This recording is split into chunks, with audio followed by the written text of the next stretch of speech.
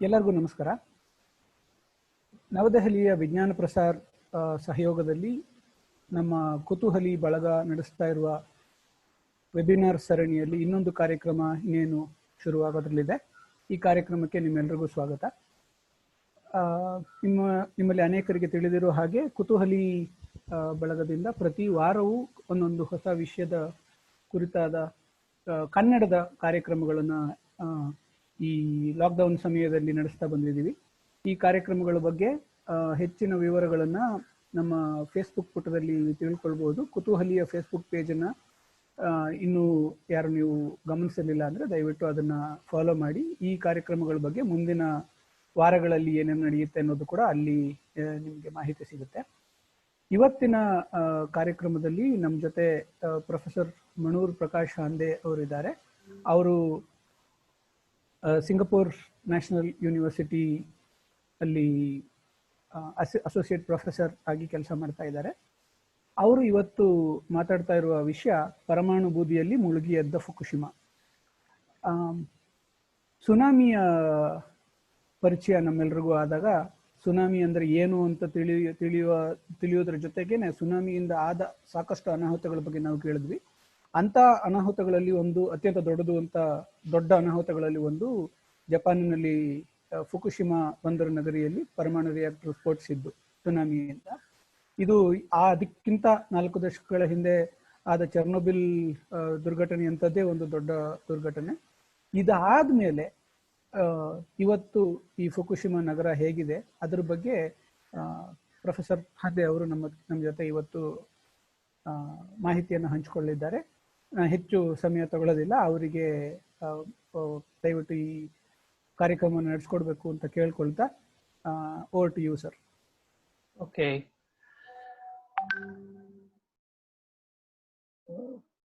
Share ಮಾಡ್ಲಾ screen?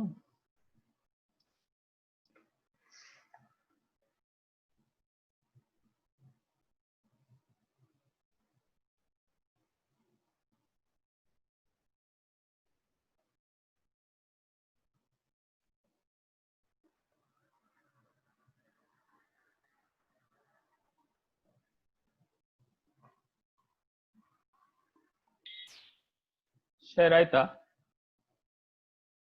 ಇಲ್ಲ ಇಲ್ಲ. ಓಕೆ, ಮಾಡ್ತಾ ಇದ್ದೀನಿ.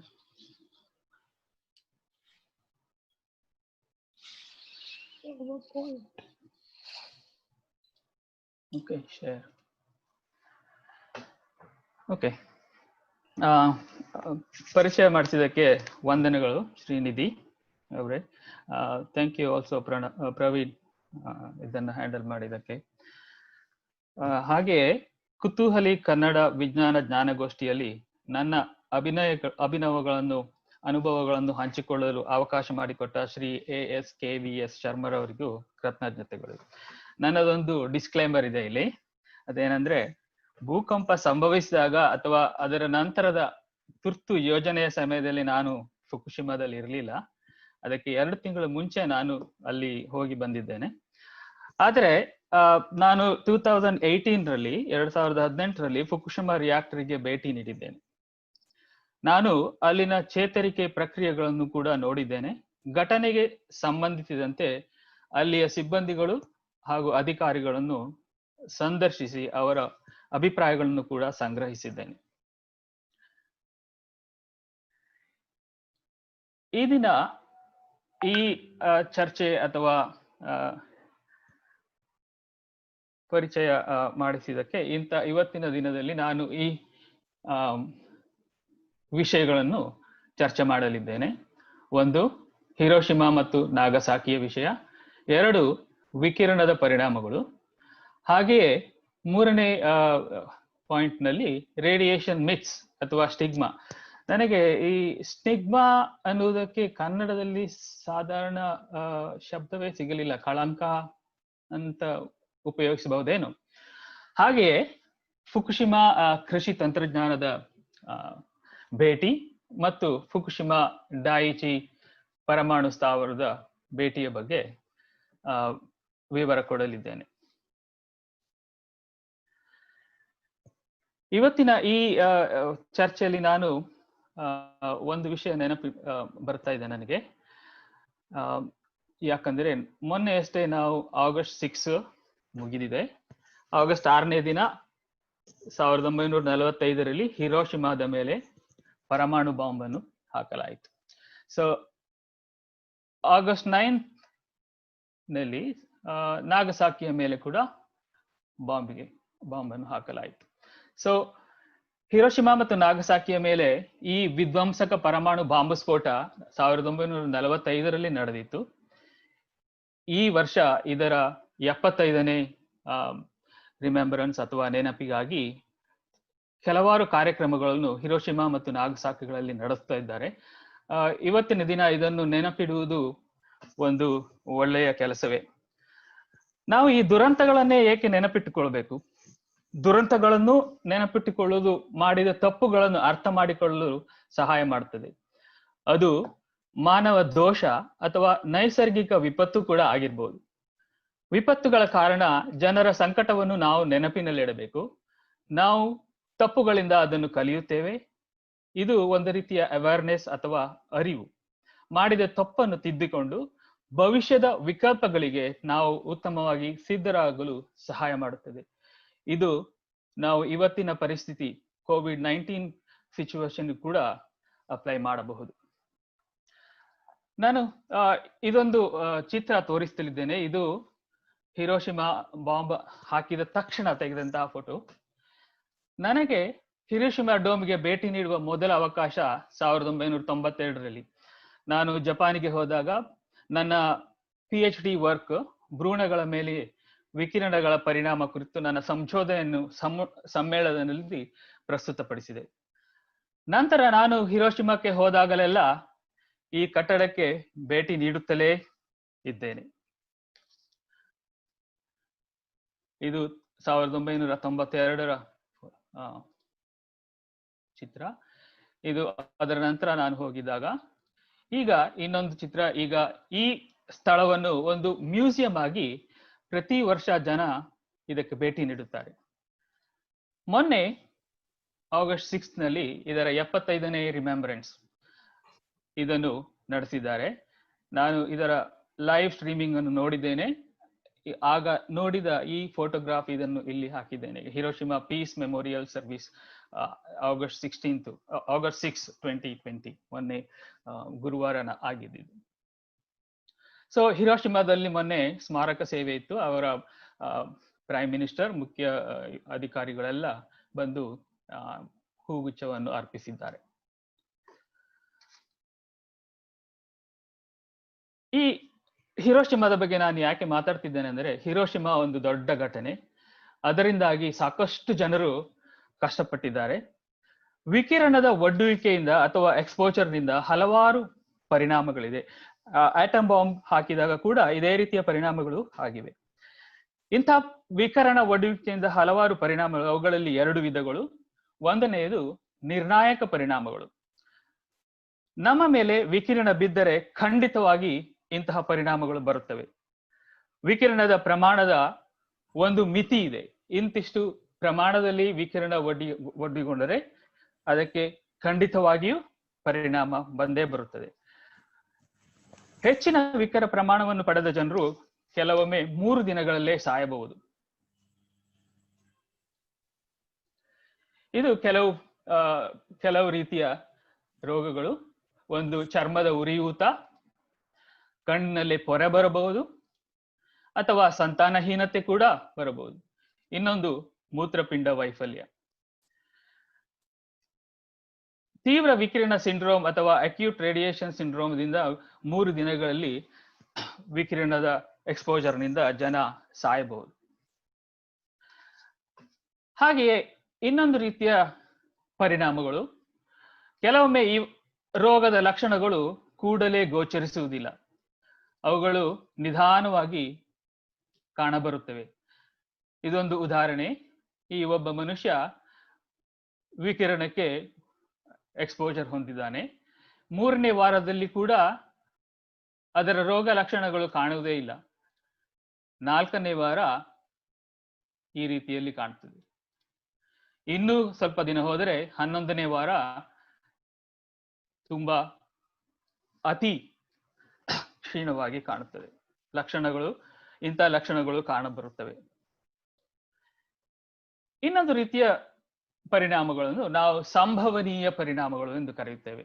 ಸಂಭವನೀಯ ಅಂದರೆ ಇಂಗ್ಲಿಷ್ ನಲ್ಲಿ ಸ್ಟೊಕ್ಯಾಸ್ಟಿಕ್ ಅಥವಾ ಪ್ರೊಬ್ಯಾಬಲ್ ಇಫೆಕ್ಟ್. ಈ ಪರಿಣಾಮಗಳು ಬರುವ ಸಾಧ್ಯತೆಗಳಿವೆ. ಇವುಗಳು ತುಂಬಾ ಸಮಯದ ನಂತರವೂ ಬರಬಹುದು. ಜೀವಕೋಶದಲ್ಲಿ ಬದಲಾವಣೆಗಳನ್ನು ಮಾಡಬಹುದು. ಕೆಲವೊಮ್ಮೆ ಜೀವಕೋಶದಲ್ಲಿನ ಬದಲಾವಣೆಗಳು ಮಾರಕ ಕಾಯಿಲೆಯಾಗಿ ಹರಡುತ್ತವೆ. ಕಾಯಿಲೆಯ ತೀವ್ರತೆ ವಿಕಿರಣ ಪ್ರಮಾಣವನ್ನು ಅವಲಂಬಿಸುವುದಿಲ್ಲ. ಇದಕ್ಕೊಂದು ಉದಾಹರಣೆ ವಿಕಿರಣದಿಂದಾಗಿ ಕ್ಯಾನ್ಸರ್ ಬರುವಂತಹದ್ದು. ಪರಿಣಾಮ ವಿಕಿರಣದ ಪ್ರಮಾಣವನ್ನು ಅವಲಂಬಿಸಿದೆ. ನಾನು ಒಂದು ಉದಾಹರಣೆ ಕೊಡ್ತೇನೆ. ಇಲ್ಲಿ ಇದು ಮನುಷ್ಯನ ಕ್ರೋಮೋಸೋಮುಗಳು ಅಂದರೆ ವರ್ಣತಂತುಗಳು. ವಿಕಿರಣದ ಒಡುವಿಕೆಯಿಂದಾದ ಒಂದು ರೀತಿಯ ಪರಿಣಾಮ ಇದು. ಇಲ್ಲಿ ಆರೋ ಹಾಕಿದ ಜಾಗ ಇದೆಯಲ್ಲ, ಇದು 2 ಕ್ರೋಮೋಸೋಮ್ಗಳು ತುಂಡಾಗಿ ಒಂದಕ್ಕೊಂದು ಸೇರಿಕೊಂಡಿವೆ. ಸೊ ಈ ರೀತಿಯಲ್ಲಿ ನಾವು ವಿಕಿರಣದ ಪರಿಣಾಮಗಳನ್ನು ಅಳತೆ ಮಾಡಬಹುದು ಮನುಷ್ಯನ ಜೀವಕೋಶದಲ್ಲಿ. ಇದು ಇನ್ನೊಂದು ರೀತಿಯ ಪರಿಣಾಮ ವರ್ಣತಂತುಗಳ ಮೇಲೆ. ಹಾಗೆಯೇ ಇತ್ತೀಚೆಗೆ ಇನ್ನೊಂದು ರೀತಿಯ ನಾವು ಟೆಕ್ನಿಕ್ ಅನ್ನು ಕಂಡುಹಿಡಿದು ವಿಕಿರಣದ ಪರಿಣಾಮವನ್ನು ಕ್ರೋಮೋಸೋಮ್ಗಳ ಅಥವಾ ವರ್ಣತಂತುಗಳ ಮೇಲೆ ಕಂಡುಹಿಡಿಯಬಹುದು. ಇದರಲ್ಲಿ ನಾನು ಒಂದು ಉದಾಹರಣೆಯನ್ನು ಕೊಡ್ತೇನೆ. ನಾವು 2001ರಲ್ಲಿ ಇಂಥದ್ದೊಂದು ಅಧ್ಯಯನ ಮಾಡಿದೆವು. ರಷ್ಯಾದ ಭೂಗತ ಸಿಟಿ ಒಜಿಯೋರ್ಕ್ಸ್, ಅಥವಾ ಇದನ್ನು ರಹಸ್ಯ ನಗರವೆಂದು ಹೇಳಬಹುದು. ಒಜಿಯೋರ್ಕ್ಸ್ ನಲ್ಲಿ ಪರಮಾಣು ಶಸ್ತ್ರಾಸ್ತ್ರಗಳ ಉತ್ಪಾದನಾ ಸೌಲಭ್ಯವಿರುತ್ತದೆ, ಅಥವಾ ನ್ಯೂಕ್ಲಿಯರ್ ವೆಪನ್ಸ್ ಪ್ರೊಡಕ್ಷನ್ ಫೆಸಿಲಿಟಿ. ಅದಕ್ಕೆ ಇದನ್ನು ರಷ್ಯನ್ನರು ಬಹಳ ರಹಸ್ಯವಾಗಿಟ್ಟಿದ್ದಾರೆ. ಆ ಸಮಯದಲ್ಲಿ ರಷ್ಯಾದ ಮ್ಯಾಪ್ ನಲ್ಲಿ ನಿಮಗೂ ಸಿಗ್ಲಿಕ್ಕಿಲ್ಲ. 1991ರವರೆಗೆ ಒಜಿಯೋರ್ಕ್ಸ್ ರಷ್ಯಾದ ಮ್ಯಾಪಿನಲ್ಲಿ ಕೂಡ ಇರಲಿಲ್ಲ. ಇಲ್ಲಿ 1950ರಿಂದ ಇತ್ತೀಚಿನವರೆಗೂ ನ್ಯೂಕ್ಲಿಯರ್ ವೆಪನ್ಸ್ ಅನ್ನು ತಯಾರಿಸುತ್ತಿದ್ದರು, ಅಂದರೆ ಪರಮಾಣು ಶಸ್ತ್ರಾಸ್ತ್ರಗಳ ಉತ್ಪಾದನೆಯನ್ನು ಮಾಡುತ್ತಿದ್ದರು. ನಾವು 2001ರಲ್ಲಿ ನನ್ನ ಇಬ್ಬರು ಕಲೀಗ್ಸ್, ಕೊಲಂಬಿಯಾ ಯೂನಿವರ್ಸಿಟಿಯ ಪ್ರೊಫೆಸರ್ಸ್, ಅವರ ಜೊತೆಗೆ ಹೋಗಿ ಅಲ್ಲಿನ ಪರಮಾಣು ವಿಜ್ಞಾನಿಗಳ ಮತ್ತು ಎಂಜಿನಿಯರ್ಗಳ ಹಾಗೂ ಇತರ ಕಾರ್ಮಿಕರ ರಕ್ತವನ್ನು ಪಡೆದು ಅದರಲ್ಲಿ ವಿಕಿರಣದ ಪರಿಣಾಮಗಳನ್ನು ಪರಿಶೀಲಿಸಿದವು. ಅಲ್ಲಿಯ ಕೆಲಸದವರು 1950-60ರಲ್ಲಿ ಕೆಲಸ ಮಾಡುವ ಸಂಬಂಧದಲ್ಲಿ ಅವರು ವಿಕಿರಣಕ್ಕೆ ಎಕ್ಸ್ಪೋಜರ್ ಹೊಂದಿದ್ದಾರೆ. ಸುಮಾರು 50 ವರ್ಷಗಳ ನಂತರವೂ ವಿಕಿರಣದ ಪರಿಣಾಮಗಳನ್ನು, ಈ ವರ್ಣತಂತುಗಳ ಮೇಲಿನ ಹಾನಿಯನ್ನು ನಾವು ಗುರುತಿಸುವುದೇ ಒಂದು ಉದಾಹರಣೆ. ಇಲ್ಲಿ ವರ್ಣತಂತುಗಳ ಹಾನಿಯನ್ನು ಇಂದಿಗೂ ಗುರುತಿಸಬಹುದು. ಹೆಚ್ಚಿನ ಈ ಕಂಪನಿಯ ಕಾರ್ಮಿಕರು ಬೇರೆ ಬೇರೆ ತರವಾದ ಕ್ಯಾನ್ಸರ್ಗಳಿಂದ ಸತ್ತು ಹೋದರು. ಇಂತಹ ವರ್ಣತಂತು ಹಾನಿಗಳನ್ನು ಸಾಧಾರಣವಾಗಿ ನಾವು ಕ್ಯಾನ್ಸರ್ ರೋಗಿಗಳಲ್ಲಿ ಕಾಣಬಹುದು. ನಾನು ಈಗ ASKVS ಶರ್ಮರ ಬಗ್ಗೆ, ಅವರು ಏನು ವಿಕಿರಣದ ಬಗ್ಗೆ ಅಧ್ಯಯನ ಮಾಡಿದ್ದಾರೆ ಎಂದು ಹೇಳಲು ಇಚ್ಛೆ ಪಡುತ್ತೇನೆ. ನನಗೆ ASKVS ಶರ್ಮರ ಪರಿಚಯವಾಗಿದ್ದು 1987ರಲ್ಲಿ. ಆಗ ಬಹುಶಃ ಅವರು ASKVS ಶರ್ಮ ಮಾತ್ರ ಆಗಿದ್ರು. ಇತ್ತೀಚೆಗೆ ಅದರ ನಂತರ ಅವರು ಕನ್ನಡದಲ್ಲಿ ಬರೆಯಲು ಶುರು ಮಾಡಿ ಆಮೇಲೆ ಕೊಳ್ಳೆಗಾಲ ಶರ್ಮಾ ಎಂದು ಅಂಕಿತ ನಾಮವನ್ನು ಕೊಟ್ಟಿದ್ದಾರೆ. ಇದು ನಾವು 1987ರಲ್ಲಿ ತೆಗೆದ ಒಂದು ಫೋಟೋಗ್ರಾಫ್. ಇದರಲ್ಲಿ ಕೊಳ್ಳೆಗಾಲ ಶರ್ಮಾ ಅಥವಾ ASKVS ಶರ್ಮಾ ಇಲ್ಲಿದ್ದಾರೆ, ನಾನು ಇಲ್ಲಿದ್ದೇನೆ. ಅವಾಗ ನಾವು ರೇಡಿಯೋ ಬಯಾಲಜಿ ಡಿಪಾರ್ಟ್ಮೆಂಟ್ ನಲ್ಲಿ ಒಟ್ಟಿಗೆ ಕೆಲಸ ಮಾಡ್ತಿದ್ವಿ. ಇದು ಶರ್ಮರ ಒಂದು ರಿಸರ್ಚ್ ಪಬ್ಲಿಕೇಶನ್. ಶರ್ಮಾ, ನೀವು ಏನಾದ್ರು ಹೇಳ್ತೀರಾ ಇದ್ರ ಬಗ್ಗೆ? ಅವಾಗಲಿಂದನೇ ನಾವು ಲೋ ಡೋಸ್ ರೇಡಿಯೇಷನ್ ಅನ್ನ ಸ್ಟಡಿ ಮಾಡ್ತಾ ಇದ್ದೇವೆ. ಲೋ ಡೋಸ್ ರೇಡಿಯೇಷನ್ ಪರಿಣಾಮ ಏನು? ಇದು ಶರ್ಮಾ ಮಾಡಿದಂತಹ ಇಲಿಗಳ ಬೋನ್ ಮ್ಯಾರೋದಲ್ಲಿ ಕಡಿಮೆ ಪ್ರಮಾಣದ ವಿಕಿರಣದಿಂದ ಏನೆಲ್ಲ ಪರಿಣಾಮ ಆಗುತ್ತದೆ ಎಂದು ಒಂದು ಇಂಡಕ್ಷನ್ ಆಫ್ ಮೈಕ್ರೋನ್ಯೂಕ್ಲಿಯೈ ಒಂದು ಪ್ಯಾರಾಮೀಟರ್ ಇದರಲ್ಲಿ. ನಾನು ಇವತ್ತು ಇದರ ಸೈಟೇಷನ್ಗಳನ್ನು ಚೆಕ್ ಮಾಡಿದೆ. ಸುಮಾರು 40ರಿಂದ 50 ಜನ ಈ ಪೇಪರ್ ಅನ್ನು ರೆಫರ್ ಮಾಡಿದ್ದಾರೆ ತಮ್ಮ ರಿಸರ್ಚ್ ಅಲ್ಲಿ. ಇನ್ನೊಂದು ಫೋಟೋಗ್ರಾಫ್ ಇಲ್ಲಿ, ಈ ಫೋಟೋದಲ್ಲಿ ಬಹುಶಃ ಶರ್ಮರ್ ಅವರು ಏನೋ ಜೋಕ್ ಮಾಡಿದ್ರು ಅನ್ಸುತ್ತೆ, ಅದಕ್ಕೆ ಎಲ್ಲರೂ ಒಂದೇ ರೀತಿಯಲ್ಲಿ ಇದ್ದಾರೆ. ಇದು ಶರ್ಮರ ಬೀಳ್ಕೊಡುಗೆ ಸಮಾರಂಭದಲ್ಲಿ ನಮ್ಮ ಡಿಪಾರ್ಟ್ಮೆಂಟ್ ಅವರು ನಮ್ಮಿಂದ ಬಿಟ್ಟು ಹೋಗುವಾಗ ತೆಗೆದಂತಹ ಫೋಟೋ. ನಾನು ಮತ್ತು ಶರ್ಮರು ಒಟ್ಟಿಗೆ ಕೆಲಸ ಮಾಡಿದ್ವಿ. ನನ್ನ ಒಂದು ಪೇಪರ್ ನಲ್ಲಿ ಅವರ ಕೊಲಾಬ್ರೇಷನ್ ಇದ್ದಿತ್ತು. ಇದೊಂದು ಒಂದು ಉದಾಹರಣೆ. ಸೊ ನನಗೂ ಮತ್ತು ಕೊಳ್ಳೆಗಾಲ ಶರ್ಮರಿಗೂ 1987ರಿಂದ ಇಂತಹ ಕೊಲಾಬ್ರೇಷನ್ ನಡೀತಾನೆ ಇತ್ತು. ಈಗ ನಾನೊಂದು ಕ್ವಿಜ್, ಇಲ್ಲಿ ಯಾರಾದರೂ ಕಾಲೇಜ್ ವಿದ್ಯಾರ್ಥಿಗಳು ಅಥವಾ ಶಾಲಾ ವಿದ್ಯಾರ್ಥಿಗಳಿದ್ದರೆ ನಾನೊಂದು ಪ್ರಶ್ನೆ ಕೇಳ್ತೇನೆ. ಇದೇನಂತ ಯಾರಿಗಾದ್ರೂ ಗೊತ್ತಿದ್ಯಾ? ಇದ್ದಾರೆ ಯಾರು?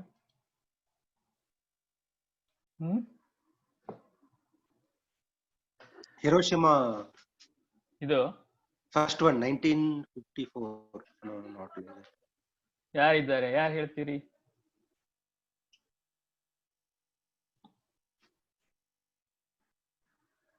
ನಾನು ಇದನ್ನು ಯಾಕೆ ತೋರಿಸ್ತಿದ್ದೇನೆಂದ್ರೆ, ಶಾಲಾ ಕಾಲೇಜ್ ವಿದ್ಯಾರ್ಥಿಗಳು ಹಾಗೂ ಯುವ ಪೀಳಿಗೆಯವರಿಗೆ ವಿಕಿರಣದ ಬಗ್ಗೆ ಬೇರೆ ರೀತಿಯಲ್ಲಿ ಅರಿವು ಇದೆ.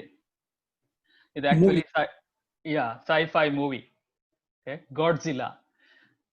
ಮೊದಲನೆಯದು 1950s ಅಲ್ಲಿ, ಎರಡನೆಯದು 2014ರಲ್ಲಿ, ಇದು ಮೂರನೇ ಮೂವಿ ಲಾಸ್ಟ್ ಇಯರ್. ಗಾಡ್ಜಿಲ್ಲಾ ಕೆಲಸ ಏನಂತ ಹೇಳಿದ್ರೆ ಕೆಟ್ಟ ಜನರನ್ನು ಸಾಯಿಸುವುದು. ಗಾಡ್ಜಿಲ್ಲಾದ ಸಿನಿಮಾದಲ್ಲಿ. ಸೈ-ಫೈ ಸಿನಿಮಾಗಳು ಅಥವಾ ಈ ವಿಡಿಯೋ ಗೇಮ್ಗಳಲ್ಲಿ ಸಾಕಷ್ಟು ವಿಕಿರಣದ ಪ್ರಸ್ತಾವ ಇರ್ತದೆ. ಮನರಂಜನೆ ಮತ್ತು ವಿಡಿಯೋ ಗೇಮ್ಗಳ ಮೂಲಕ ಯುವಕರಿಗೆ ವಿಕಿರಣದ ಬಗ್ಗೆ ವಿಭಿನ್ನ ರೀತಿಯಲ್ಲಿ ತಿಳಿಸಲಾಗ್ತದೆ. ಇನ್ನೊಂದು, ನಾನು ಕೆಲವೇ ಉದಾಹರಣೆಗಳನ್ನು ಇಲ್ಲಿ ಕೊಡ್ತಾ ಇದ್ದೇನೆ. ಇದನ್ನು ಕೂಡ ನೀವು ನೋಡಿದ್ದಿರ್ಬಹುದು. Mission Impossible Fallout. ನೆನಪಿದ್ಯಾ ಇದರ ಕತೆ? ನ್ಯೂಕ್ಲಿಯರ್ ಬಾಂಬ್ ಹೊಟ್ಲಿಕ್ಕೆ ಹೋಗುತ್ತೆ, ಡಿಸೇಬಲ್ ಮಾಡ್ತಾರೆ ಬಾಂಬ್ ಅನ್ನ. ಟಾಮ್ ಕ್ರೂಸ್ ಇದರಲ್ಲಿ ಕೆಟ್ಟ ಜನರನ್ನು ಕೊಲ್ಲಲೋಸ್ಕರ ಆ ಕೆಟ್ಟ ಜನರು ಪ್ಲುಟೋನಿಯಂ ಅನ್ನು ಕದ್ದು ಹೋಗಿರ್ತಾರೆ. ಅವರನ್ನು ಹುಡುಕುತ್ತಾ ಇಡೀ ಪ್ರಪಂಚವನ್ನೇ ಸುತ್ತುತ್ತಾನೆ ಅಲ್ವಾ? ಇದರ ಈ ಪೇಜ್ ಅನ್ನು ನಾನು IAEA ಇಂಟರ್ನ್ಯಾಷನಲ್ ಅಟಾಮಿಕ್ ಎನರ್ಜಿ ಏಜೆನ್ಸಿಯ ವೆಬ್ ಪೇಜ್ ಅಲ್ಲಿ ಅವರು ಕೂಡ ಪ್ರಮೋಟ್ ಮಾಡ್ತಿದ್ರು ಇಂತಹ ರೀತಿಯ ಬೆಳವಣಿಗೆಗಳನ್ನು. ಇನ್ನೊಂದು, ಇದು ಕೂಡ ಇತ್ತೀಚೆಗೆ ಕಳೆದ ವರ್ಷ ಬಂದು, ಯಾರಿಗಾದ್ರೂ ನೆನಪಿದ್ಯಾ? Avengers end game. ಇದು ಕೊನೆಯ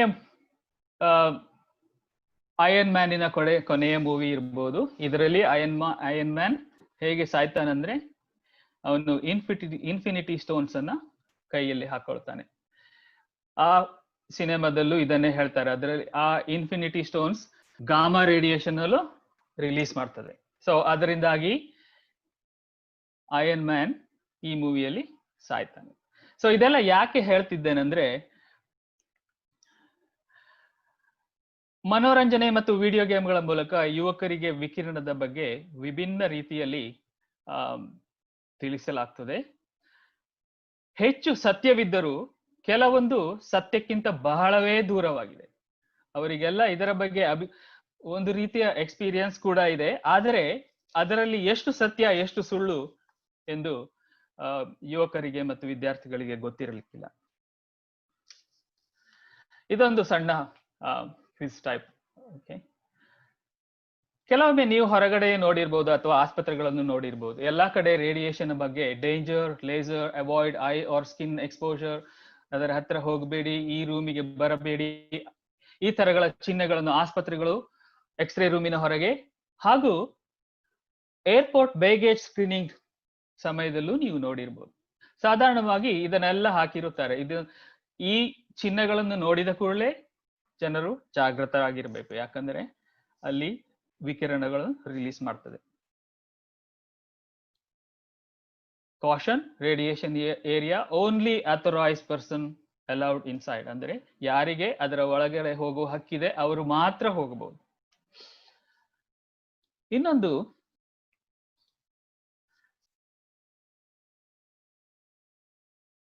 ರಾಸಾಯನಿಕ ಸ್ಫೋಟ.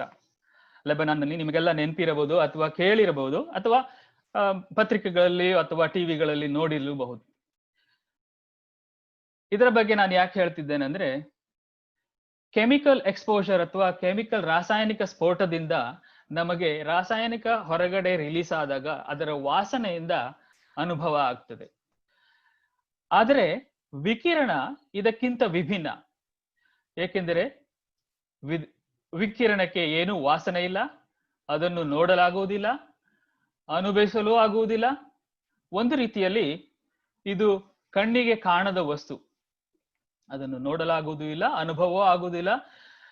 ಇದಕ್ಕೆ ನಾವು ಕೆಲವೊಮ್ಮೆ ಅಗೋಚರ ಅಥವಾ ಇನ್ವಿಸಿಬಲ್ ಮೆಟೀರಿಯಲ್ ಎಂದು ಕೂಡ ಹೇಳ್ತೇವೆ.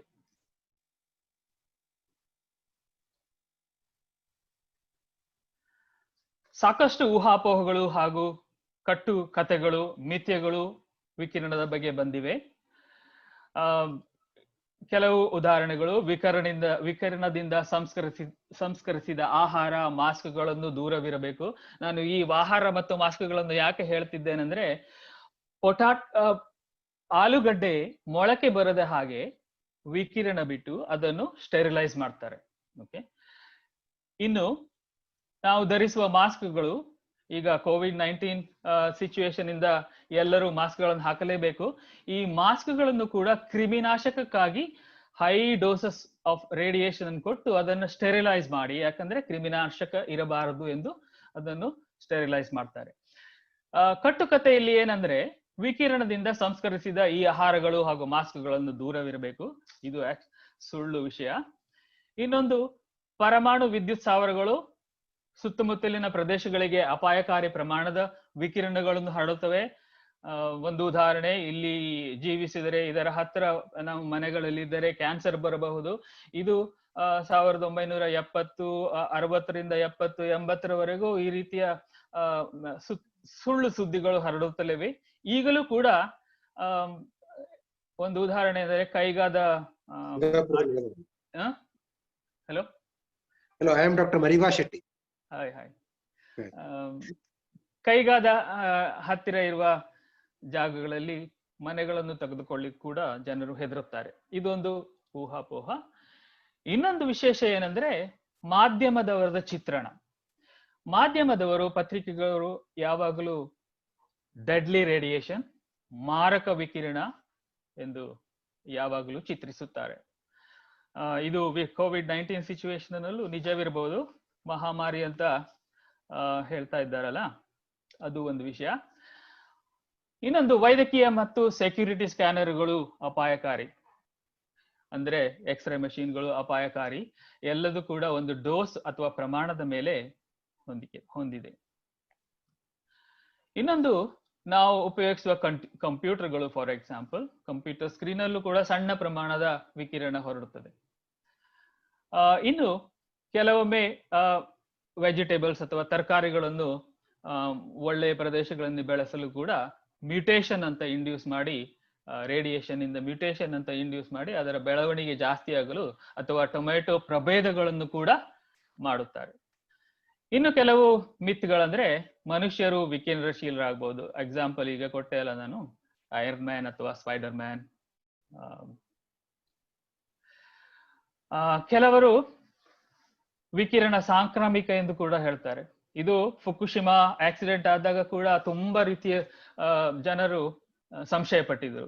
ಜಪಾನಿಂದ ಬರುವವರೆಲ್ಲ ಸಾಂಕ್ರಾಮಿಕ ರೇಡಿಯೇಷನ್ ಅನ್ನು ಹೊತ್ಕೊಂಡೇ ಬರುತ್ತಾರೆ ಅಥವಾ ವಿಕಿರಣದಿಂದ ಬಂದು ಅವರನ್ನು ಕ್ವಾರಂಟೈನ್ ಮಾಡಬೇಕೋ, ಎಲ್ಲಾ ಪ್ರಶ್ನೆಗಳನ್ನು ಕೇಳ್ತಾ ಇದ್ರು. ಫುಕುಶಿಮಾದಿಂದ ಬಂದವರಿಗೆ ಕ್ವಾರಂಟೈನ್ ಅಥವಾ ದಿಗ್ಬಂಧನ, ಇದೆಲ್ಲ ಕೆಲವು ಊಹಾಪೋಹಗಳು ಹಾಗೂ ಮಿತ್ಗಳು ಅಥವಾ ಕಟ್ಟುಕತೆ ಎಂದು ಹೇಳ್ಬೋದು. ಇನ್ನೊಂದು, ಫುಕುಶಿಮಾ ಉತ್ಪನ್ನಗಳು ವಿಕಿರಣಶೀಲ. ಇದು ಒಂದು ರೀತಿಯಲ್ಲಿ ನಿಜವೂ ಇರಬಹುದು, ಆದರೆ ಈಗ ಇದು ಕೇವಲ ಕಟ್ಟುಕತೆಯಾಗಿದೆ.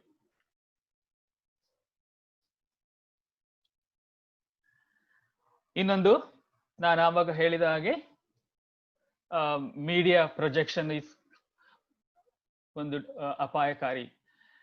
ಇದು ಫುಕುಶಿಮಾ ಆಘಾತ ಆದ 1 ವಾರದಲ್ಲಿ 2 ವಾರದಲ್ಲಿ ಇದು ಮೀಡಿಯಾದಲ್ಲಿ ವೈರಲ್ ಆಗಿತ್ತು. ಇದರ ರಿಪೋರ್ಟ್ ಏನ್ ಹೇಳಿದ್ದಾರೆ ಅಂದ್ರೆ, ನೀರಿನಲ್ಲಿ ಸೋರಿ ಹೋದ ವಿಕಿರಣದಿಂದ ಈ ಸ್ಕ್ವಿಡ್ ರೂಪಾಂತರಗೊಂಡಿದೆ. ಇಷ್ಟು ಸಣ್ಣ ಸ್ಕ್ವಿಡ್ ದೊಡ್ಡದಾಗಿದೆ, ಯಾಕಂದ್ರೆ ಅದು ರೇಡಿಯೇಷನ್ ನುಂಗಿದೆ ಅಂತ. ಅಲ್ ಜಜೀರಾ ರಿಪೋರ್ಟ್ ಮಾಡಿದೆ, ಇದನ್ನು ಹೈಲೈಟ್ ಮಾಡಿದ್ದಾರೆ ಅಷ್ಟೇ. ಸೊ ಇದೆಲ್ಲ ಮಿಸ್ಇನ್ಫಾರ್ಮೇಶನ್ ಅಥವಾ fake news or toxic information ಅಂತ ಹೇಳ್ಬೋದು ಇಂಗ್ಲಿಷ್ ನಲ್ಲಿ. ಸೊ ಇದನ್ನೆಲ್ಲ ಸ್ವಲ್ಪ ಅವೇರ್ನೆಸ್ ಅಥವಾ ಅರಿವಿನಿಂದಾಗಿ ನಾವು ದೂರಪಡಿಸಬಹುದು. ನಾನು ಇವತ್ತು ಏನನ್ನು ಚರ್ಚೆ ಮಾಡಲು ಹೊರಟಿದ್ದೇನೆಂದ್ರೆ, ಮಾರ್ಚ್ 11, 2011 ಏನಾಯ್ತು ಆ ದಿನ? ಪ್ರಬಲವಾದ ಭೂಕಂಪ ಮತ್ತು ತಕ್ಷಣ ಬಂದೆರಗಿದ ಸುನಾಮಿಯಿಂದ ಜಪಾನಿನ ಕರಾವಳಿಯಲ್ಲಿರುವ ನಗರ ಮತ್ತು ಗ್ರಾಮಗಳಿಗೆ ಭೀಕರ ಹಾನಿ ಒದಗಿತ್ತು. ಈ ನೈಸರ್ಗಿಕ ವಿಕೋಪದ ಪ್ರಮುಖ ಪರಿಣಾಮಗಳು ನಂತರ ದಿನಗಳಲ್ಲೂ ಬಹಳವಾಗಿ ಕಂಡುಬಂದವು. ಭೂಕಂಪದಿಂದ ಅಡಿಮೇಲಾದ ಮನೆಗಳು, ವಾಹನಗಳ ಹಾನಿ ಹಾಗೂ ನಾಶವಾದ ರಸ್ತೆಗಳು ಒಂದು ಉದಾಹರಣೆ ಇಲ್ಲಿದೆ. ಹಾಗೆಯೇ ಸುನಾಮಿಯಿಂದ ಬಂದ ಪ್ರವಾಹಗಳ ಪರಿಣಾಮ ಇನ್ನೊಂದು ರೀತಿಯಲ್ಲೇ ಭೀಕರವಾಗಿತ್ತು. ಇದರ ಬಗ್ಗೆ ನಾನೇನು ಹೇಳಲಿಕ್ಕೆ ಹೋಗುದಿಲ್ಲ. ನಾನು ಇವತ್ತಿನ ಟಾಪಿಕ್ ಅಂದ್ರೆ ನಮ್ದು ನ್ಯೂಕ್ಲಿಯರ್ ರಿಯಾಕ್ಟರ್ ವಿಷಯ. ಇಂತಹ ಒಂದು ಹಾನಿಗೊಂಡ ಜಪಾನಿನ ಒಂದು ಪ್ರಾಂತ್ಯ ಫುಕುಶಿಮಾ. ನಮ್ಮಲ್ಲಿ ಸ್ಟೇಟ್ ಅಂತ ಹೇಳೋದಿಲ್ವಾ, ಹಾಗೆ ಫುಕುಶಿಮಾ ಅಂದ್ರೆ ಒಂದು ಪ್ರಾಂತ್ಯ ಹಾಗೂ ಅದರಲ್ಲಿರುವ ಬೇರೆ ಬೇರೆ ನಗರಗಳು. ಈ ಭೂಕಂಪದ ಪ್ರಭಾವ ಏನು? ಇದರ ಪ್ರಮಾಣವೇನು? ರಿಕ್ಟರ್ ಮಾಪನದಲ್ಲಿರುವ ಪ್ರಮಾಣ 9ರ ಭೂಕಂಪ ಸುನಾಮಿಯನ್ನು ಬಿಡುಗಡೆ ಮಾಡಿತು. ಇದರಿಂದ ಜಪಾನಿನ ಈಶಾನ್ಯ ತೊಹಕು ಪ್ರದೇಶದ ಹಲವು ಪ್ರದೇಶಗಳಲ್ಲಿ ಧ್ವಂಸಗೊಂಡಿದ್ದು ಮಾತ್ರವಲ್ಲದೆ, ಕರಾವಳಿ ಫುಕುಶಿಮಾದ ಡಾಯಿಇಚಿ ಪರಮಾಣು ವಿದ್ಯುತ್ ಸ್ಥಾವರದಲ್ಲಿ ಮೂಲ ರಿಯಾಕ್ಟರು ಕರಗುವಿಕೆಗೂ ಕಾರಣವಾಯಿತು. ಈ ತ್ರಿವಳಿ ದುರಂತ ಅಂದರೆ ಭೂಕಂಪ, ಸುನಾಮಿ ಹಾಗೂ ಪರಮಾಣು ಕೇಂದ್ರದ ಹಾನಿ, ಇಂಗ್ಲಿಷ್ ನಲ್ಲಿ ಅದಕ್ಕೆ ಟ್ರಿಪಲ್ ವ್ಯಾಮಿ ಅಂತ ಹೇಳಬಹುದು. ದುರಂತದಿಂದಾಗಿ ಸುಮಾರು 18,500 ಜನರು ಸತ್ತಿದ್ದರು. ಇದು ಭೂಕಂಪ ಮತ್ತು ಸುನಾಮಿಯಿಂದ, ಪರಮಾಣು ಕೇಂದ್ರದ ಹಾನಿಯಿಂದಾಗಿ ಅಲ್ಲ, ಖಾಲಿ ಭೂಕಂಪ ಮತ್ತು ಸುನಾಮಿಯಿಂದಾಗಿ 18,000 ಜನ ಸತ್ತಿದ್ದಾರೆ. ಹಾಗೂ 1,74,000 ಜನರನ್ನು ತಮ್ಮ ಮನೆಗಳಿಂದ ಫುಕುಶಿಮಾ, ಮಿಯಾಗಿ, ಇವಾಟೆ ಇದರ ಹತ್ತಿರದ ಪ್ರಾಂತ್ಯಗಳಿಗೆ ಸ್ಥಳಾಂತರ ಮಾಡಬೇಕಾಯಿತು. ಇಂತಹ ದೊಡ್ಡ ಭೂಕಂಪದ ಪ್ರಭಾವ ಜಪಾನ್ ಎದುರಿಸ್ತಿತ್ತು. ಕೆಲವೊಂದು ಫೋಟೋಗ್ರಾಫ್ಗಳನ್ನು ತೋರಿಸ್ತಾ ಇದ್ದೇನೆ. ಈ ಪ್ರಮಾಣದ ತೆರೆಗಳು ಕೂಡ ಬಂದಿವೆ, ಪ್ರವಾಹಗಳು. ಇದೆಲ್ಲ ಫುಕುಶಿಮಾ ಡಾಯಿಚಿ ವಿಕಿರಣ ಕೇಂದ್ರದ ಹತ್ತಿರ ಇರುವಂತಹ ಸಮುದ್ರ. ಈ ಎಡಗಡೆಯಲ್ಲಿರುವ ಫೋಟೋ ಭೂಕಂಪದ ಮೊದಲು ಫುಕುಶಿಮಾ ಡಾಯಿಚಿಯ ವಿಕಿರಣ ಕೇಂದ್ರದ ಫೋಟೋ. ಇದು ಮಾರ್ಚ್ 12th or 14th ಭೂಕಂಪದ ನಂತರ ತೆಗೆದ ಫೋಟೋ. ಪೂರ್ತಿಯಾಗಿ ಡ್ಯಾಮೇಜ್ ಅಥವಾ ಹಾನಿಯಾಗಿದೆ ಈ ಪರಮಾಣು ಕೇಂದ್ರ. ಇದು ಒಂದು ರೀತಿಯಲ್ಲಿ ಭೂಕಂಪದ ಪ್ರಭಾವ. ಆವಾಗಲೇ ಹೇಳಿದ ಹಾಗೆ 18,000 ಜನ ಸತ್ತಿದ್ದಾರೆ ಭೂಕಂಪದಿಂದ. ಇನ್ನು 1,40,000 ಜನರನ್ನು ಬೇರೆ ಕಡೆ ಕಳಿಸಿದ್ದಾರೆ. ಅದರ 3ನೇ ಪರಿಣಾಮ ನ್ಯೂಕ್ಲಿಯರ್ ರಿಯಾಕ್ಟರ್ ಎಕ್ಸ್ಪ್ಲೋಷನ್ ಅಥವಾ ಹಾನಿ. ಇದರ ಗೋಡೆ, ಇದು ವಿಕಿರಣ ಸ್ಥಾವರದ ಒಂದು ಕಟ್ಟಡ. ಇದರಲ್ಲಿ ಭೂಕಂಪ ಮತ್ತು ಪ್ರವಾಹ ಸುನಾಮಿ ಬಂದ ನಂತರ ಗೋಡೆಯ ಮೇಲಿನ ಕಲೆ ಅಥವಾ ಬಣ್ಣವನ್ನು ಪರಿಶೀಲಿಸಿ ಪ್ರವಾಹದ ಎತ್ತರ ಪ್ರಮಾಣವನ್ನು ಕಂಡುಹಿಡಿದಿದ್ದಾರೆ. ಸೊ ಇದರ ಎತ್ತರ ಸುಮಾರು 4 ಮೀಟರಿನಿಂದ 15 ಮೀಟರ್ ಒಳಗೆ ಎಂದು ಊಹಿಸಲಾಗಿತ್ತು. ಇಷ್ಟು ಎತ್ತರದ ಪ್ರವಾಹ ಬಂದಿತ್ತು. ಸೊ 2011 ಭೂಕಂಪದ ಪ್ರಭಾವ ಏನಾಯ್ತು ಅಂದ್ರೆ ಅದು ರಿಯಾಕ್ಟರ್ ನಲ್ಲಿ ಸ್ಫೋಟ ಮಾಡಿತು. ಸುನಾಮಿಯಿಂದ ಫುಕುಶಿಮಾ ನಗರದಲ್ಲಿರುವ ಅಣುಸ್ಥಾವರಕ್ಕೆ ಬಹಳಷ್ಟು ಹಾನಿಯಾಗಿತ್ತು. ಆ ಆಘಾತ ಇಡೀ ವಿಶ್ವಕ್ಕೆ ಮಾರಕವಾಗಿ ಪರಿಣಮಿಸಿತು. ಆದರೆ ಸುನಾಮಿಯ ನಂತರದ ತಕ್ಷಣದ ಹಾನಿಕಾರಕ ಪರಿಣಾಮಗಳಿಗಿಂತ ವಿಷಕಾರಿಯಾಗಿರುವುದು ಸುಳ್ಳು ವದಂತಿಗಳು ಹಾಗೂ ಊಹಾಪೋಹ ವದಂತಿಗಳು ಎಂಬುದು ಘಟನೆ ನಡೆದ ಸುಮಾರು 9 ವರ್ಷಗಳ ನಂತರವೂ ಅರಿವಿಗೆ ಬರುತ್ತಲೇ ಇದೆ. ಈ ಊಹಾಪೋಹಗಳಿಗೆ ಇತಿಮಿತಿಯೇ ಇಲ್ಲ. ಕೆಲವೊಂದು ಸತ್ಯವೂ ಇದೆ ಇದರಲ್ಲಿ. ಆದರೆ ಈ ವಿಕಿರಣದ ಒಡ್ಡುವಿಕೆಯಿಂದ ಅಥವಾ ಎಕ್ಸ್ಪೋಷರ್ನಿಂದ ಮನುಷ್ಯನಿಗೆ ಆಗುವ ತೊಂದರೆಗಳು ಕೂಡ ಸಂಭಾವನೀಯ. ಇದು ಆವಾಗಲೇ ತೋರಿಸಿದ ಫೋಟೋ. ವಿಕಿರಣ ಕೇಂದ್ರದ ಒಳಗಡೆ ಸ್ಫೋಟ ಸಂಭವಿಸಿತು. ಸೊ ಇಂತಹ ಸ್ಫೋಟ ಸಂಭವಿಸಿದರೆ ಅದರ ಪರಿಣಾಮ ಏನು? ಪರಮಾಣು ರಿಯಾಕ್ಟರ್ಗಳಿಂದ ಬಿಡುಗಡೆಯಾಗುವ ವಿಕಿರಣ ಒಂದು ಉದಾಹರಣೆ ಇಲ್ಲಿ. Internal contamination. ಈ ಪರಮಾಣು ವಿಕಿರಣ ಕೇಂದ್ರ ಇಲ್ಲಿದ್ದರೆ ಈ ಎಡಗಡೆಯಲ್ಲಿ, ಅಲ್ಲಿಂದ ಹೊರಗೆ ಹಾಕಿದಂತಹ ವಿಕಿರಣಗಳು ಸ್ಫೋಟದಿಂದ ಮೇಲೆ ಹೋಗಿ ಅದು ವಿಕಿರಣ ಮೋಡ ಆಗಬಹುದು. ಈ ವಿಕಿರಣ ಮೋಡ ಕೆಳಗೆ ಫಾಲ್ಔಟ್ ಅಂತ ಹೇಳ್ತೇವೆ. ಮಿಷನ್ ಇಂಪಾಸಿಬಲ್ ಫಾಲ್ಔಟ್ ಕತೆ ಇದೆಯಲ್ಲ, ಹಾಗೆ ಈ ವಿಕಿರಣದ ಮೋಡ ಕೆಳಗೆ ಬಿದ್ದರೆ ನೆಲದಲ್ಲಿ ಸೇರ್ತದೆ. ವಿಕಿರಣದ ಪತನ ಅಥವಾ ವಿಕಿರಣದ ಮಳೆ. ಇದರಿಂದಾಗಿ ಪರಿಸರ ಮಾಲಿನ್ಯ, ಎನ್ವೈರನ್ಮೆಂಟಲ್ ಕಂಟಾಮಿನೇಷನ್ ಕೂಡ ಆಗಬಹುದು. ಇನ್ನೊಂದು ವಿಷಯ ಅಂದರೆ ಇಲ್ಲಿ ಗಾಳಿಯಲ್ಲಿರುವ ವಿಕಿರಣವನ್ನು ನಾವು ಇನ್ಹೇಲ್ ಮಾಡಬಹುದು ಅಥವಾ ಉಸಿರಾಡದ ಮೂಲಕ ಒಳಗೆ ತಗೊಳ್ಬಹುದು. ಆಗ ಇಂಟರ್ನಲ್ ಕಂಟಾಮಿನೇಷನ್ ಅಥವಾ ಒಳಗಡೆಯಿಂದ ಮಾಲಿನ್ಯಗೊಳ್ಳಬಹುದು. ಇನ್ನೊಂದು ರೀತಿಯಲ್ಲಿ ಹೇಗೆ ನಮಗೆ ವಿಕಿರಣ ಪರಿಣಾಮ ತಾಗಬಹುದು ಅಂದ್ರೆ, ಈ ಪರಿಸರ ಮಾಲಿನ್ಯದಿಂದಾಗಿ ಇದರಲ್ಲಿ ಬೆಳೆದ ತರಕಾರಿಗಳು ಅಥವಾ ಸಮುದ್ರದಲ್ಲಿ ಅದು ವಿಕಿರಣ ಹೋದಾಗ ಅಲ್ಲಿರುವ ಪ್ರಾಣಿಗಳು, ಮೀನು, ಇತರ ಪ್ರಾಣಿಗಳಿಗೂ ಕೂಡ ಈ ರೇಡಿಯೇಷನ್ ಇನ್ಹಲೇಷನ್ ಆಗಿ ಅವರ ಬಾಡಿ ಒಳಗೆ ಹೋಗ್ಬೋದು. ಆಗ ಇಂತಹ ಆಹಾರವನ್ನು ನಾವು ತೆಗೆದುಕೊಂಡಾಗ ನಮಗೆ ಇಂಟರ್ನಲ್ ಕಂಟಾಮಿನೇಷನ್ ಅಥವಾ ಒಳಗಡೆಯ ಮಾಲಿನ್ಯವೂ ಆಗ್ಬೋದು. ಸೊ ಕಲುಷಿತ ಆಹಾರ ಸೇವನೆ ಇನ್ನೊಂದು ಕಾರಣ ಇರಬಹುದು. ಸೊ ಇದೆಲ್ಲ ಸೇರಿ ಒಂದು ನ್ಯೂಕ್ಲಿಯರ್ ಪವರ್ ಆಕ್ಸಿಡೆಂಟ್ ಆದರೆ ಇದೆಲ್ಲ ಪರಿಣಾಮಗಳು ಆಗಬಹುದು.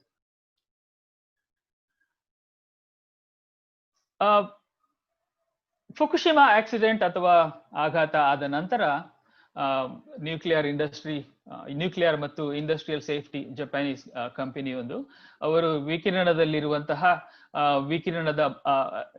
ಪರಿಸರದಲ್ಲಿರುವಂತಹ ವಿಕಿರಣದ ಮಟ್ಟವನ್ನು ಅಳತೆ ಮಾಡುತ್ತಲೇ ಇದ್ದಾರೆ. ಏನು ಈ ವಿಕಿರಣದ ಪ್ರಮಾಣವನ್ನು ಚೆಕ್ ಮಾಡಿದಾಗ ಅಲ್ಲಿ ಅಯೋಡಿನ್ 131, cesium 134, cesium 137 ಎನ್ನುವ ವಿಕಿರಣಶೀಲ ಕಾಂಪೌಂಡ್ಗಳನ್ನು ರಿಲೀಸ್ ಆಗಿದೆ. ಇದು ಮಾರ್ಚ್ 12 ನಲ್ಲಿ ತೆಗೆದಂತಹ ಒಂದು ಫೋಟೋ. ಇದರಲ್ಲಿ ನೋಡಿದ್ರೆ ಇದೆಲ್ಲ ಹತ್ತಿರದ ಗ್ರಾಮಗಳಿಗೂ ಕೂಡ ರೇಡಿಯೇಷನ್ ಲೀಕ್ ಆಗಿದೆ. ಆಯ್ತಾ? ಇದು ನಾನು ಇವತ್ತಿನ ದಿನ ಫಿಸಿಕ್ಸ್ ಏನು ಹೇಳ್ತಾ ಇಲ್ಲ, ಇವನ್ ಕೂಡ ಬಯಾಲಜಿ ಕೂಡ ಪಾಠ ಮಾಡ್ತಾ ಇಲ್ಲ. ಇದೊಂದು ಜನರಲ್ ಪಬ್ಲಿಕ್ ಲೆಕ್ಚರ್ ಆದ್ರಿಂದ ನಾನು ಇದರ ಬಗ್ಗೆ ಜಾಸ್ತಿ ವಿಷಯ ಹೇಳುವುದಿಲ್ಲ. ಇದು ಇನ್ನೊಂದು ಫೋಟೋಗ್ರಾಫ್. ಫುಕುಶಿಮಾ ಡೈಚಿ ವಿಕಿರಣ ಕೇಂದ್ರದಲ್ಲಿ 6 ಘಟಕಗಳಿವೆ. ಇಲ್ಲಿ 4 ತೋರಿಸ್ತಾ ಇದ್ದೇನೆ. 4 ಘಟಕಗಳು, unit 1, unit 2 and unit 3, unit 4. ಇದು ಪ್ರವಾಹ ಬಂದ ನಂತರ ನಡೆದ ಸ್ಫೋಟದಿಂದಾಗಿ ಎಲ್ಲಾ ರಿಯಾಕ್ಟರ್ಗಳಿಗೂ ಹಾನಿಯಾಗಿದೆ. ಈ ಕಡೆ ಫೋಟೋದಲ್ಲಿ ಎಲ್ಲರಿಗೂ ನನ್ನ ಈ ಪಾಯಿಂಟರ್ ಕಾಣಿಸ್ತಾ ಇರ್ಬೋದು. ಈ ಪಾಯಿಂಟರ್ ನಲ್ಲಿ ನಾನು ಫುಕುಶಿಮಾ ದೈಚಿ ರಿಯಾಕ್ಟರ್ ನ ಲೊಕೇಶನ್ ಅನ್ನು ತೋರಿಸ್ತಾ ಇದ್ದೇನೆ. ಓಕೆ, ಸೊ ನಾವು ಫುಕುಶಿಮಾಕ್ಕೆ ಹೋದ ಸಂದರ್ಭದಲ್ಲಿ ಈ ಸ್ಟೇಷನ್ವರೆಗೆ ಹೋಗಿ ಅಲ್ಲಿಂದ ಬಸ್ಸಿನಲ್ಲಿ ಒಳಗೆ ಹೋಗ್ಬೇಕು. ನಾವು ಉಳಿದುಕೊಂಡ ಹೋಟೆಲ್ ಇರುವುದು ಇವಾಕಿ, ಇಲ್ಲಿಂದ ಸಾಧಾರಣ 40 ಕಿಲೋಮೀಟರ್ ದೂರ. ಇನ್ನೊಂದು ಪ್ರದೇಶಕ್ಕೆ ಹೋದಾಗ ಅದು ಕೊರಿಯಾಮಾ ಅಲ್ಲಿಂದ. ಸೊ ಈಗ ನಿಮಗೆ ಇಲ್ಲಿ ಅಪಘಾತ ಅಥವಾ ಆಘಾತ ಆದರೆ ಇಲ್ಲಿಂದ ಇಲ್ಲಿವರೆಗೂ ಕೂಡ ರೇಡಿಯೇಷನ್ ಸುರಿಸಬಹುದು, ಲೀಕ್ ಆಗಬಹುದು. ಆಯ್ತಾ, ಈ ಇಂಡಿಕೇಟರ್ ಇಲ್ಲಿದೆ ಎಷ್ಟು ಪ್ರಮಾಣದಲ್ಲಿ ವಿಕಿರಣ ಹೊರಗೆ ಹೋಗ್ಬೋದು ಅಂತ. ಈ ಟೊಮಿಯೋಕಾ ಸ್ಟೇಷನ್ ಆಕ್ಚುಲಿ 2011 ಇಂದ 2018 ವರೆಗೆ ಉಪಯೋಗಿಸುತ್ತಿರ್ಲಿಲ್ಲ. ನಾವು ಹೋಗುವ 1-2 ತಿಂಗಳ ಮುಂಚೆ ಅದನ್ನ ಪ್ರಾರಂಭ ಮಾಡಿದ್ರು, ಪುನಃ ಪ್ರಾರಂಭ ಮಾಡಿದ್ರು. ನಮ್ಮ ಮೊದಲ ಭೇಟಿ ಫುಕುಶಿಮಾ ಕೃಷಿ ತಂತ್ರಜ್ಞಾನದ ಕೇಂದ್ರ ಕಾರ್ಯನಿರ್ವಾಹಕ, ಅಲ್ಲಿ ಅವರನ್ನು ನಾವು ಭೇಟಿ ಮಾಡಿದ್ದೆವು ಹಾಗೂ ಇಂಟರ್ವ್ಯೂ ಕೂಡ ಮಾಡಿದ್ದೆವು. ಜನರಲ್ಲಿ ವಿಕಿರಣದ ಬಗ್ಗೆ ಇರುವ ಭಯ ಹಾಗೂ ತಪ್ಪು ಕಲ್ಪನೆಯಿಂದಾಗಿ ಬದುಕುಳಿದ ಮೀನು ಮತ್ತು ತರಕಾರಿ ಮಾರಾಟಗಾರರು ಈಗ ವಿಭಿನ್ನ ಚಿಂತೆಗಳನ್ನು ಎದುರಿಸುತ್ತಿದ್ದಾರೆ. ಅದು ಏಕೆಂದರೆ ಜಪಾನಿನ ಇತರ ಪ್ರದೇಶಗಳಲ್ಲಿ ಹಾಗೂ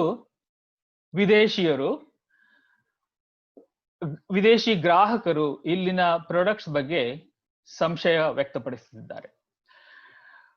ಇಲ್ಲಿನ ಉತ್ಪನ್ನಗಳನ್ನು ಖರೀದಿಸಲು ಸಂದೇಹ ಪಡುತ್ತಿದ್ದಾರೆ. ಕಾರಣ ಇಲ್ಲಿನ ಉತ್ಪನ್ನಗಳಿಗೆ ಇನ್ನೂ ವಿಕಿರಣ ಅಂಟಿಕೊಂಡಿದೆ ಎನ್ನುವ ಸಂಶಯ. ತರಕಾರಿ ಮತ್ತು ಮೀನು ಮಾರುಕಟ್ಟೆಗಳ ಮಾಲೀಕರ ಪರಿಸ್ಥಿತಿ ಫುಕುಶಿಮಾ ಎದುರಿಸುತ್ತಿರುವ ಯುದ್ಧ ಪರಿಸ್ಥಿತಿಯ ಒಂದು ಸಂಕೇತವಷ್ಟೇ. ಇಲ್ಲಿನ ಉತ್ಪನ್ನಗಳಲ್ಲಿ ಇನ್ನೂ ಕೂಡ ವಿಕಿರಣ ಅಂಟಿಕೊಂಡಿದೆಯೇ? ಇದೇ ಒಂದು ಪ್ರಶ್ನೆ. ಈ ಕಳಂಕ ತೊಡೆದು ಹಾಕಲು ಫುಕುಶಿಮಾದ ಹೆಣಗಾಟ ಇನ್ನೂ ನಡೆಯುತ್ತಲೇ ಇದೆ. ಕೆಲವರು ನನ್ನ ಹತ್ರ ಕೇಳಿದ್ರು, ಅಲ್ಲಿಂದ ಬರುವ ಮಾಂಸದ ಉತ್ಪನ್ನಗಳು ಅಥವಾ ಇತರ ತಿನ್ನಬಹುದಾದ ವಸ್ತುಗಳು ಸುರಕ್ಷಿತವೇ ಎಂದು. ನಾನು ಅಲ್ಲಿ ಫುಕುಶಿಮಾ ಭೇಟಿಯ ನಂತರ ಅವರಿಗೆ ಹೇಳಿದ್ದೇನೆ, ಅಲ್ಲಿಂದ ಬರುವ ಎಲ್ಲ ಉತ್ಪನ್ನಗಳು ಸುರಕ್ಷಿತ. ಇದು ಯಾಕೆ ಅಂತ ನಾನು ಕಾರಣ ಕೊಡ್ತೇನೆ. ಈಗ 2011 ನಂತರ ಜಪಾನ್ ಕೈಗೊಂಡ ಕ್ರಮಗಳೇನು? ಜಪಾನ್ ತನ್ನ ಕೃಷಿ ಮತ್ತು ಮೀನು ಉತ್ಪನ್ನಗಳಲ್ಲಿ ವಿಕಿರಣ ಮಟ್ಟದ ಕಟ್ಟುನಿಟ್ಟಿನ ನಿಯಂತ್ರಣ ಹೊಂದಿದೆ. ಇದರ ಗರಿಷ್ಠ ಮಿತಿ ಪ್ರತಿ ಕೆಜಿಗೆ 100 ಬೆಕ್ವೆರಲ್ಸ್. ನೀವೇನು ಇದರ ಬಗ್ಗೆ ಚಿಂತೆ ಮಾಡಬೇಕಂತಿಲ್ಲ. ಬೆಕ್ವೆರಲ್ ಒಂದು ರೀತಿಯ ಪ್ರಮಾಣ, ವಿಕಿರಣದ ಪ್ರಮಾಣವನ್ನು ಅಳತೆ ಮಾಡುವುದು. ನಮ್ಮ ಸಾಮಾನ್ಯ ಪರಿಸರದಲ್ಲಿ ವಿಕಿರಣದ ಮಾಪನ 100 ಬೆಕ್ವೆರಲ್ ಇರ್ತದೆ. ಹೋಲಿಕೆಗಾಗಿ ನೋಡುವುದಾದರೆ ಆ ಮಿತಿ ಅಮೆರಿಕದಲ್ಲಿ 1200 BQ, ಯುರೋಪಿಯನ್ ಒಕ್ಕೂಟದಲ್ಲಿ 1250 BQ ಅಷ್ಟು ಇದೆ. ಆದರೆ ಜಪಾನ್ ಕೇವಲ 100 ಬೆಕ್ವೆರಲ್ ಗಿಂತ ಜಾಸ್ತಿ ವಿಕಿರಣದ ಪ್ರಮಾಣ ಈ ಪ್ರಾಡಕ್ಟ್ಸ್ ಗಳಲ್ಲಿದ್ರೆ ಅವರು ಹೊರಗೆ ಕಳಿಸುವುದೇ ಇಲ್ಲ. ಈ ಕೇಂದ್ರದಲ್ಲಿ ಅದನ್ನು ಅಳತೆ ಮಾಡಿ ಮೊದಲು ಚೆಕ್ ಮಾಡುತ್ತಾರೆ. ಕೃಷಿ, ಅರಣ್ಯ, ಮೀನುಗಾರಿಕೆ ಉತ್ಪನ್ನಗಳು, ಈ ನೈಸರ್ಗಿಕ ಅಲ್ಲಿನ ವಿಕಿರಣವನ್ನು ಅಳೆಯಲು ಅವುಗಳನ್ನು ನುಣ್ಣಗೆ ಕತ್ತರಿಸಲಾಗುತ್ತದೆ ಎಂದು ಫುಕುಶಿಮಾ ಕೃಷಿ ತಂತ್ರಜ್ಞಾನದ ಕೇಂದ್ರ ನಿರ್ದೇಶಕ ಕೆಂಜಿ ಕುಸಾನೋ ಅವರು ಹೇಳಿರುತ್ತಾರೆ. 2011 ಅಪಘಾತದ ಮೊದಲು ಇಂತಹ ತಪಾಸಣೆ ಅಗತ್ಯ ಆಗಬಹುದೆಂದು ಕೂಡ ಅವರು ಸಂಶಯಿಸುತ್ತಾರೆ. ಮಾಹಿತಿಯ ಆಧಾರದ ಮೇಲೆ ಮೀನಿನ ಸುರಕ್ಷತೆ ಬಗ್ಗೆ ನಾವು ವಾದಿಸಬಹುದು, ಆದರೆ ಗ್ರಾಹಕರು ಇದನ್ನು ನಂಬುತ್ತಾರೋ ಎನ್ನುವ ಭರವಸೆ ನಮಗಿಲ್ಲ ಎಂದು ಕೆಲವರ ಅಭಿಪ್ರಾಯ. ಇನ್ನೇಕೆ, ಜಪಾನಿನ ಮುಖ್ಯಮಂತ್ರಿಗಳಾದ ಶ್ರೀ ಶಿಂಜೋ ಆಬೆ ಅವರು ಕೂಡ ಫುಕುಶಿಮಾದಲ್ಲಿ ಬೆಳೆದ ಅಕ್ಕಿಯನ್ನು ಸ್ವತಃ ಉಪಯೋಗಿಸುತ್ತೇನೆ ಎಂದು ಹೇಳಿದರೂ ಕೂಡ ಸಾಮಾನ್ಯ ಜನರ ಸಂಶಯ ಹೋಗಲಾಡಿಸಲು ಬಹಳ ಪ್ರಯತ್ನವೇ ಮಾಡಲೇಬೇಕಾಗಬಹುದು. ಇದೊಂದು ಸಣ್ಣ ಭೇಟಿಯ ಕತೆ. ಆದರೂ ಹೀಗಿದ್ದರೂ ಕೂಡ ದಕ್ಷಿಣ ಕೊರಿಯಾ, ಥೈಲ್ಯಾಂಡ್, ಚೀನಾ ಮುಂತಾದ ತೈವಾನ್ ನಂತಹ ದೇಶಗಳು ಫುಕುಶಿಮಾ ಮತ್ತು ನೆರೆಯ ಸ್ಥಳಗಳಿಂದ ಉತ್ಪಾದನೆಗಳಿಗೆ ಇನ್ನೂ ನಿರ್ಬಂಧಗಳನ್ನು ವಿಧಿಸಿದೆ. ಆದರೆ ಸುನಾಮಿಯ ನಂತರದ ಮೈಲಿಗಲ್ಲು 2018ರಲ್ಲಿ ಫುಕುಶಿಮಾದಿಂದ ಪ್ರಥಮ ಬಾರಿ ಥೈಲ್ಯಾಂಡ್ಗೆ ಸಾಮಾನು ಸಾಗಣೆ ಆಯಿತು. ಆದರೂ ಅಲ್ಲಿನ ಜನರ ಅನುಮಾನ ಹಾಗೂ ವಿರೋಧದಿಂದ ಆ ಪ್ಯಾಕೇಜ್ಗಳನ್ನು ಒಳಗೆ ತರಿಸಿಕೊಳ್ಳಲೇ ಕಷ್ಟವಾಯಿತು. ಫುಕುಶಿಮಾದಲ್ಲಿ ಇನ್ನೊಂದು ದೊಡ್ಡ ಸಮಸ್ಯೆ ಎಂದರೆ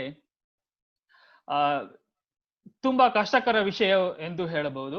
ಪರಮಾಣು ಸ್ಥಾವರದ ತ್ಯಾಜ್ಯ ನೀರನ್ನು ಹೇಗೆ ಮತ್ತು ಎಲ್ಲಿಗೆ ಚೆಲ್ಲಲು ಸಾಗಿಸಬೇಕು ಎಂಬುದು. ಯಾಕಂದ್ರೆ ಈ ತ್ಯಾಜ್ಯ ನೀರಿನಲ್ಲಿ ವಿಕಿರಣದ ಅಂಶ ಜಾಸ್ತಿ ಇರುತ್ತದೆ. ಈ ತ್ಯಾಜ್ಯದ ನೀರನ್ನು ಟ್ರೀಶಿಯೇಟೆಡ್ ವಾಟರ್ ಎಂದು ಕರೆಯುತ್ತಾರೆ ಅಥವಾ ಟ್ರೀಶಿಯೇಟೆಡ್ ನೀರು ಎಂದು ಕರೆಯುತ್ತಾರೆ. ಇದನ್ನು ತೆರೆದ ಸಮುದ್ರಕ್ಕೆ ಎಸೆಯಬೇಕೋ ಬೇಡವೋ ಎಂಬ ಒಂದು ಜಿಜ್ಞಾಸೆ 2011ರಿಂದಲೇ ಉಳಿದುಕೊಂಡಿದೆ. ಈ ಮಿಶ್ರಣದಲ್ಲಿರುವ ವಿಕಿರಣದ ಅಂಶಗಳ ಶುದ್ಧೀಕರಣ ಪ್ರಕ್ರಿಯೆ ಕೂಡ ದೊಡ್ಡ ಕೆಲಸ. ಅದರಲ್ಲೂ ಟ್ರಿಟಿಯಂ ಅನ್ನು ತೆಗೆಯುವ ಪ್ರಕ್ರಿಯೆ ಇನ್ನೂ ಕಠಿಣದ ಕಾರ್ಯ. ಇದು ಇನ್ನೂ ಕೂಡ ಕಷ್ಟಕರದ ಸಮಸ್ಯೆ.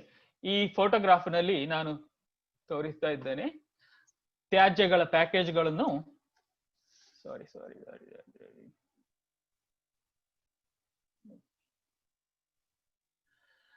ತ್ಯಾಜ್ಯಗಳ ಬ್ಯಾಗ್ಗಳನ್ನು ಇಲ್ಲಿ ಶೇಖರಿಸಿದ್ದಾರೆ. ಇದನ್ನು ಎಲ್ಲಿಗೆ ಸಾಗಿಸುವುದು ಎನ್ನುವುದೇ ದೊಡ್ಡ ಸಮಸ್ಯೆಯಾಗಿದೆ. ಈಗ ಎರಡನೇ ಭೇಟಿ ಒಂದು ಕೃಷಿ ಕೇಂದ್ರ. ಅಲ್ಲಿ ವಿಕಿರಣದ ಅಂಶವನ್ನು ಪ್ರಮಾಣವನ್ನು ಅಳತೆ ಮಾಡುವ ಕೆಲಸ. ಇದು ಫುಕುಶಿಮಾ ದಾಯಿಚಿಯ ಒಂದು ಭೇಟಿ. ಈ ಎಡಗಡೆಯ ಫೋಟೋ 2004ನಲ್ಲಿ ಗೂಗಲ್ ಅರ್ತ್ ಇಂದ ತೆಗೆದದ್ದು, ಇಂಟ್ಯಾಕ್ಟ್ ವಿಕಿರಣ ಕೇಂದ್ರ. ರೈಟ್ ಸೈಡ್ ಅಲ್ಲಿ ಮಾರ್ಚ್ 16 ಎಕ್ಸ್ಪೋಷನ್ ಆದ ನಂತರ, ಸುನಾಮಿ ಮತ್ತು ಭೂಕಂಪದ ನಂತರ ತೆಗೆದ ಫೋಟೋ. ಇದರಲ್ಲಿ ನಿಮಗೆ ಕಾಣಬಹುದು ಎಷ್ಟು ಹಾನಿಯಾಗಿದೆ ಈ ಪವರ್ ಪ್ಲಾಂಟಿಂಗ್ ಅಂತ. ಜನರಲ್ ಎಲೆಕ್ಟ್ರಿಕ್ ಅಮೆರಿಕನ್ ಕಂಪನಿ ಹಾಗೂ ಟೋಕಿಯೋ ಎಲೆಕ್ಟ್ರಿಕ್ ಪವರ್ ಕಂಪನಿ ಜೊತೆಯಲ್ಲಿ ವಿನ್ಯಾಸಗೊಳಿಸಿದ ಮತ್ತು ನಿರ್ಮಿಸಿದ ಮತ್ತು ನಡೆಸುತ್ತಿದ್ದ ಪರಮಾಣು ಸ್ಥಾವರ ಫುಕುಶಿಮಾ ದಾಯಿಚಿ ಪರಮಾಣು ಕೇಂದ್ರ. ಇದು ದಾಯಿಚಿ, ಇನ್ನೊಂದು ದಾಯಿನಿ. ಅಲ್ಲಿ 2 ರಿಯಾಕ್ಟರ್ಗಳಿವೆ. ಒಂದು ದಾಯಿಚಿ, ಇಚಿ ಅಂದ್ರೆ ಒಂದನೆಯದು, ನೀ ಅಂದ್ರೆ ಎರಡನೆಯದು, ದಾಯಿನಿ. ಸೊ ರಿಯಾಕ್ಟರ್ ಘಟಕಗಳು 6 ಘಟಕಗಳಿವೆ.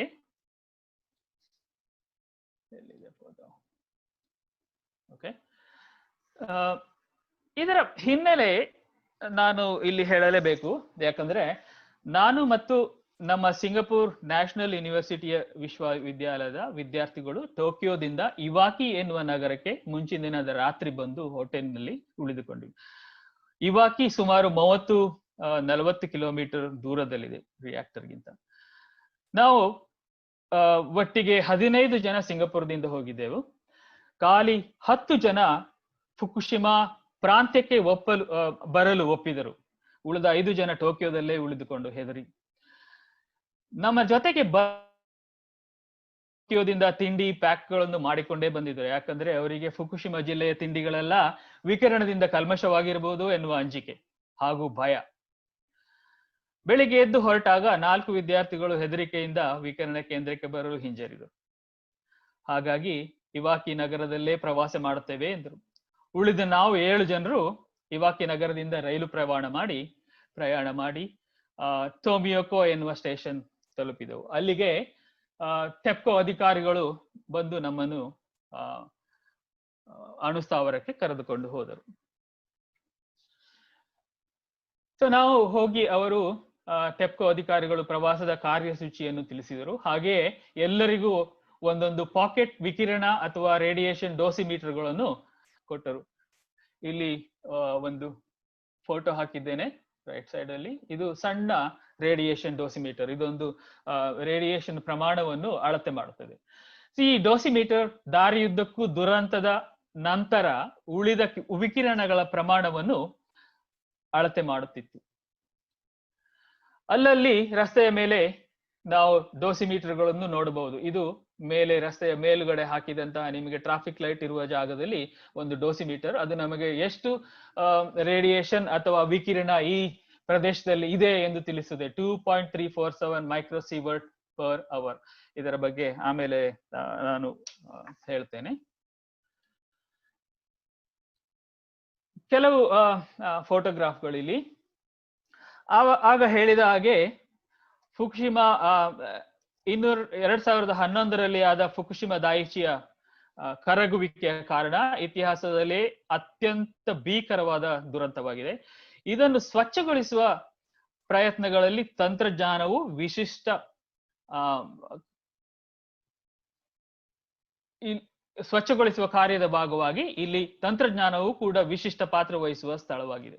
ಆಶ್ಚರ್ಯವೆಂದರೆ ಸ್ವಚ್ಛಗೊಳಿಸಲು ಕಾರ್ಯದ ಭಾಗವಾಗಿ ಇಲ್ಲಿರುವ ಸಾವಿರಾರು ಕಾರ್ಮಿಕರು ಇಂದು ಕೂಡ ಕೆಲಸ ಮಾಡುತ್ತಿದ್ದಾರೆ. ಬಹುಶಃ ಇವರು ತಮ್ಮ ಜೀವಮಾನವಿಡೀ ಇದೇ ಕೆಲಸ ಮಾಡಬೇಕಾಗಿ ಕೂಡ ಬರಬಹುದು. ಆದ್ರೆ ವಿಸರ್ಜನೆ ಕೆಲಸವಾಗುತ್ತಿರುವ ಫುಕುಶಿಮಾ ದಾಯಿಚಿ ಅಣುಸ್ಥಾವರದ ದೃಶ್ಯ ಬಹಳ ಅದ್ಭುತವಾದದ್ದು. ಈಗ ನಮ್ಮ ಪ್ರಶ್ನೆ ಏನೆಂದರೆ, ಈ ರಿಯಾಕ್ಟರ್ ನಿರ್ಜೀವವೋ ಅಥವಾ ಇನ್ನು ಬಳಕೆಗೆ ಬರಬಹುದೋ? ಅಲ್ಲಿ ನಿರಂತರವಾಗಿ ವಿದ್ಯುತ್ ಉತ್ಪಾದಿಸಲಾಗುತ್ತಿತ್ತು. ಈಗ ಕಾರ್ಮಿಕರೆಲ್ಲ ಬೇರೆ ಕೆಲಸದಲ್ಲಿ ನಿರತರಾಗಿದ್ದಾರೆ. ಅದಕ್ಕೆ ಈ ರಿಯಾಕ್ಟರ್ ಅನ್ನು ಡೆಡ್ ಆರ್ ಡೈಯಿಂಗ್ ರಿಯಾಕ್ಟರ್ ಅಂದ್ರೂ ಕೂಡ ತಪ್ಪಾಗಲಿಕ್ಕಿಲ್ಲ. ದಾರಿಯುದ್ದಕ್ಕೂ ನಮಗೆ ಡೋಸಿಮೀಟರ್ಗಳು ಕಾಣಬರುತ್ತವೆ. ಇಲ್ಲಿ ಇನ್ನೊಂದು ಡೋಸಿಮೀಟರ್ ಇದೆ, ರೇಡಿಯೇಷನ್ ಅಥವಾ ವಿಕಿರಣದ ಪ್ರಮಾಣವನ್ನು ಅಳತೆ ಮಾಡುತ್ತಿದೆ. ಇಲ್ಲಿ ಇನ್ನೊಂದಿದೆ. ಇಲ್ಲಿ ಪ್ರತಿದಿನ ಸಾವಿರಾರು ಕಾರ್ಮಿಕರು ನಿಷ್ಕ್ರಿಯಗೊಂಡ 860 ಎಕರೆ ಜಾಗವನ್ನು ಸ್ವಚ್ಛಗೊಳಿಸಲು ಹೆಣಗಾಡುತ್ತಾರೆ. ಅದನ್ನು ಸಂಪೂರ್ಣವಾಗಿ ಸ್ಥಗಿತಗೊಳಿಸುವ ಕಾರ್ಯಗಳು ದಶಕಗಳೇ ತೆಗೆದುಕೊಳ್ಳುವ ನಿರೀಕ್ಷೆ ಇದೆ. ಯಾಕಂದ್ರೆ ಆಗ ನಾನು ತೋರಿಸಿದ ಹಾಗೆ CCM 134 ಅಥವಾ 137 ಏನಿದೆ ಅದರ ಜೀವನ ಅದು ಸುಮಾರು 30 ರಿಂದ 60 ವರ್ಷಗಳವರೆಗೂ ಅದು ವಿಕಿರಣವನ್ನು ರಿಲೀಸ್ ಮಾಡುತ್ತಾನೆ ಇರುತ್ತದೆ. ಅದನ್ನು ಕಡಿಮೆ ಮಾಡಲಿಕ್ಕೆ ತುಂಬಾ ಕಷ್ಟ. ಸೊ ಫುಕುಶಿಮಾ ರಿಯಾಕ್ಟರ್ನ ಮಾಲೀಕ ಟೆಪ್ಕೋ ಮತ್ತು ಸರ್ಕಾರವು ಈಗ ಮುಂದಿನ ತಲೆಮಾರಿನ ರೋಬೋಟ್ ತಜ್ಞರನ್ನು ಕೆಲಸ ಮುಗಿಸಲು ಸಿದ್ಧಪಡಿಸಿದ್ದಾರೆ. ನಾವು ರಿಯಾಕ್ಟರ್ ಯೂನಿಟ್ಗಳ ಹತ್ತಿರ ಹೋಗುತ್ತಿದ್ದ ಹಾಗೆ ವಿಕಿರಣ ಮಟ್ಟಗಳಲ್ಲಿ ಗಮನಾರ್ಹ ಬದಲಾವಣೆ. ಕೆಲವು ಯೂನಿಟ್ಗಳ ಹತ್ತಿರ ಹೋಗುತ್ತಿದ್ದ ಹಾಗೆ ವಿಕಿರಣದ ಮಟ್ಟ ತುಂಬಾ ಜಾಸ್ತಿ ಆಗುತ್ತಾ ಬಂತು. ಫುಕುಶಿಮಾ ದಾಯಿಚಿಯ ಕೈಗಾರಿಕಾ ವಲಯದ ಭೂದೃಶ್ಯ. ಕೆಲವೊಮ್ಮೆ ನೀವು ಗಾಡ್ಜಿಲ್ಲಾ ಮೂವಿ ಅಥವಾ ಸಿನಿಮಾ ನೋಡಿದಿದ್ರೆ ಗೊತ್ತಾಗುತ್ತದೆ, ನ್ಯೂಕ್ಲಿಯರ್ ಆಕ್ಸಿಡೆಂಟ್ ಆದ ನಂತರ ಏನು ದೃಶ್ಯ ಆ ಫುಕುಶಿಮಾ ರಿಯಾಕ್ಟರಿನ ಒಳಗಡೆ ಪ್ರದೇಶಗಳಲ್ಲಿ ಹಾಗೆಯೇ ಕಾಣುತ್ತಿದೆ. ಈ ಫೋಟೋಗಳಲ್ಲಿ ನೀವು ನೋಡಬಹುದು. ಈಗ ಹಾನಿಗೊಂಡಂತಹ ರಿಯಾಕ್ಟರ್ ಯೂನಿಟ್ ಬಿಲ್ಡಿಂಗ್ಗಳು. ಟೆಪ್ಕೋ ಬಸ್ಸು ನಮ್ಮನ್ನು ದಿಗ್ಭ್ರಮೆಗೊಳಿಸುವ ಹಾಗೂ ತಬ್ಬಿಬ್ಬು ಮಾಡುವ ಚಕ್ರವ್ಯೂಹದಂತಿರುವ ರಸ್ತೆಗಳ ಮೂಲಕ ಫುಕುಶಿಮಾ ದಾಯಿಚಿಯ ಕೈಗಾರಿಕಾ ವಲಯಕ್ಕೆ ಕರೆದೊಯ್ದಿತು. ಇಂತಹ ದೃಶ್ಯಗಳನ್ನು ನಾನು ಹೇಳಿದ ಹಾಗೆ ಗಾಡ್ಜಿಲ್ಲಾದಂತಹ ಮೂವಿಗಳಲ್ಲಿ ಮಾತ್ರ ಅಥವಾ ವಿಡಿಯೋ ಗೇಮ್ಗಳಲ್ಲಿ ನೋಡಬಹುದು. ಹಾಗೆಯೇ ಫುಕುಶಿಮಾ ದಾಯಿಚಿಯ 3ನೇ ಯೂನಿಟಿನ ಹಿನ್ನೆಲೆಯಲ್ಲಿ ಪೆಸಿಫಿಕ್ ಮಹಾಸಾಗರದ ನೋಟ ಅನಿರೀಕ್ಷಿತವಾಗಿ ಸುಂದರವಾಗಿತ್ತು. ಇಲ್ಲಿ ಪೆಸಿಫಿಕ್ ಓಷನ್ ಅಥವಾ ಸಮುದ್ರವನ್ನು ನೋಡಬಹುದು. ಯೂನಿಟ್ 1ರಲ್ಲಿ ವಿಕಿರಣ ತುಂಬಾ ಹೆಚ್ಚಾಗಿದೆ. ಯೂನಿಟ್ 2ರಲ್ಲಿ 530 ಸೀವರ್ಟ್. ಇದರಿಂದ 3 ದಿನಗಳಲ್ಲಿ ಮನುಷ್ಯ ಸಾಯಬಹುದು. ಇಂತಹ ಪ್ರಮಾಣದ ವಿಕಿರಣವನ್ನು ನಾವು ಸೇವಿಸಿದರೆ 3 ದಿನಗಳಲ್ಲಿ ಸಾಯಬಹುದು. ಸೊ ಆದುದರಿಂದ ಇಂತಹ ಪ್ರದೇಶಗಳನ್ನು ದಾಯಿಚಿಯ ಹಾಟ್ಸ್ಪಾಟ್ ಅಂತ ಕೂಡ ಕರೆಯಬಹುದು. ಯಾವ ಪ್ರದೇಶದಲ್ಲಿ ಆದರೂ ವಿಕಿರಣ ಜಾಸ್ತಿ ಇದ್ದರೆ ನಾವು ಕೊಲೋಕ್ವಿಯಲ್ ಲ್ಯಾಂಗ್ವೇಜ್ ನಲ್ಲಿ ಅಥವಾ ಭಾಷೆಯಲ್ಲಿ ಹಾಟ್ ಏರಿಯಾ ಎಂದು ಕರೀತೇವೆ. ಸಾಮಾನ್ಯವಾಗಿ ಇದು ಒಂದು ಆಡು ಮಾತಿನಲ್ಲಿ ಹೇಳುವಂತಹ ಒಂದು ಶಬ್ದ, ಹಾಟ್ಸ್ಪಾಟ್ ಅಥವಾ ಹಾಟ್ ಏರಿಯಾ. ಇಲ್ಲಿ ಒಂದು ಫೋಟೋದಲ್ಲಿ ನಾನು ತೋರಿಸ್ತಾ ಇದ್ದೇನೆ. ಇದು ಇಲ್ಲಿ ಮಾರ್ಕ್ ಮಾಡಲಾಗಿದೆ. ಈ ಎತ್ತರದವರೆಗೆ ಸುನಾಮಿ ಬಂದು ಪ್ರವಾಹದ ನೀರು ನಿಂತಿದ್ದ ಜಾಗ. ಇದನ್ನು ಇಂದು ಕೂಡ ಹೋಗಿ ನೋಡಬಹುದು. ನಾವು ಹೋಗುತ್ತಿದ್ದ ಹಾಗೆ ಕೆಲವು ಕಡೆಗಳಲ್ಲಿ PPE ಧರಿಸಿದ ಕಾರ್ಮಿಕರು ಅವರನ್ನು ನೋಡಬಹುದು. ಇವರು ಪ್ರತಿದಿನ ಕೂಡ PPEಗಳನ್ನು ಹಾಕಿ ಇರಬೇಕು. PPE ಅಂದ್ರೆ ಸಾಧಾರಣ ನಿಮಗೆಲ್ಲ ಈಗ ಗೊತ್ತಿರಬಹುದು, ಪರ್ಸನಲ್ ಪ್ರೊಟೆಕ್ಷನ್ ಇಕ್ವಿಪ್ಮೆಂಟ್ಗಳು. ಎಂಜಿನಿಯರ್ಗಳು ಹೊಸದಾಗಿ ಮತ್ತು ವಿಶೇಷವಾಗಿ ವಿನ್ಯಾಸಗೊಳಿಸಿದ ರೋಬೋಟಿಕ್ಸ್ ಗಳನ್ನು ಸ್ವಚ್ಛಗೊಳಿಸುವ ಕಾರ್ಯವಿಧಾನದಲ್ಲಿ ಬಳಸುತ್ತಿದ್ದಾರೆ.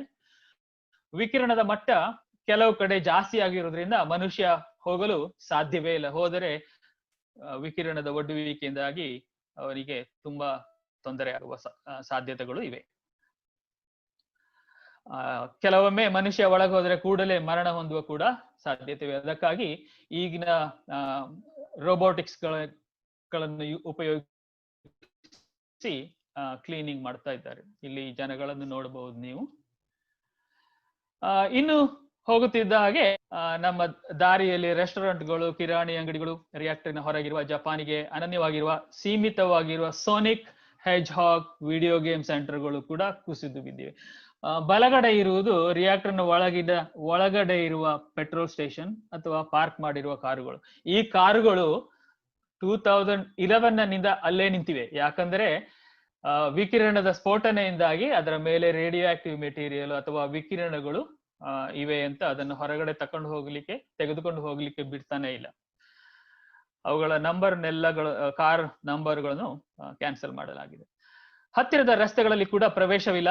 ದಯವಿಟ್ಟು ಬೇಗ ಹೋಗಿ, ಸಾಧ್ಯವಾದಷ್ಟು ಬೇಗ ಹೋಗಿರಿ ಎಂದು ವಾಹನ ಚಾಲಕರನ್ನು ವಿನಂತಿಸುವ ಗೇಟ್ಗಳು ಮತ್ತು ಚಿಹ್ನೆಗಳು ಕಾಣಬರುತ್ತವೆ.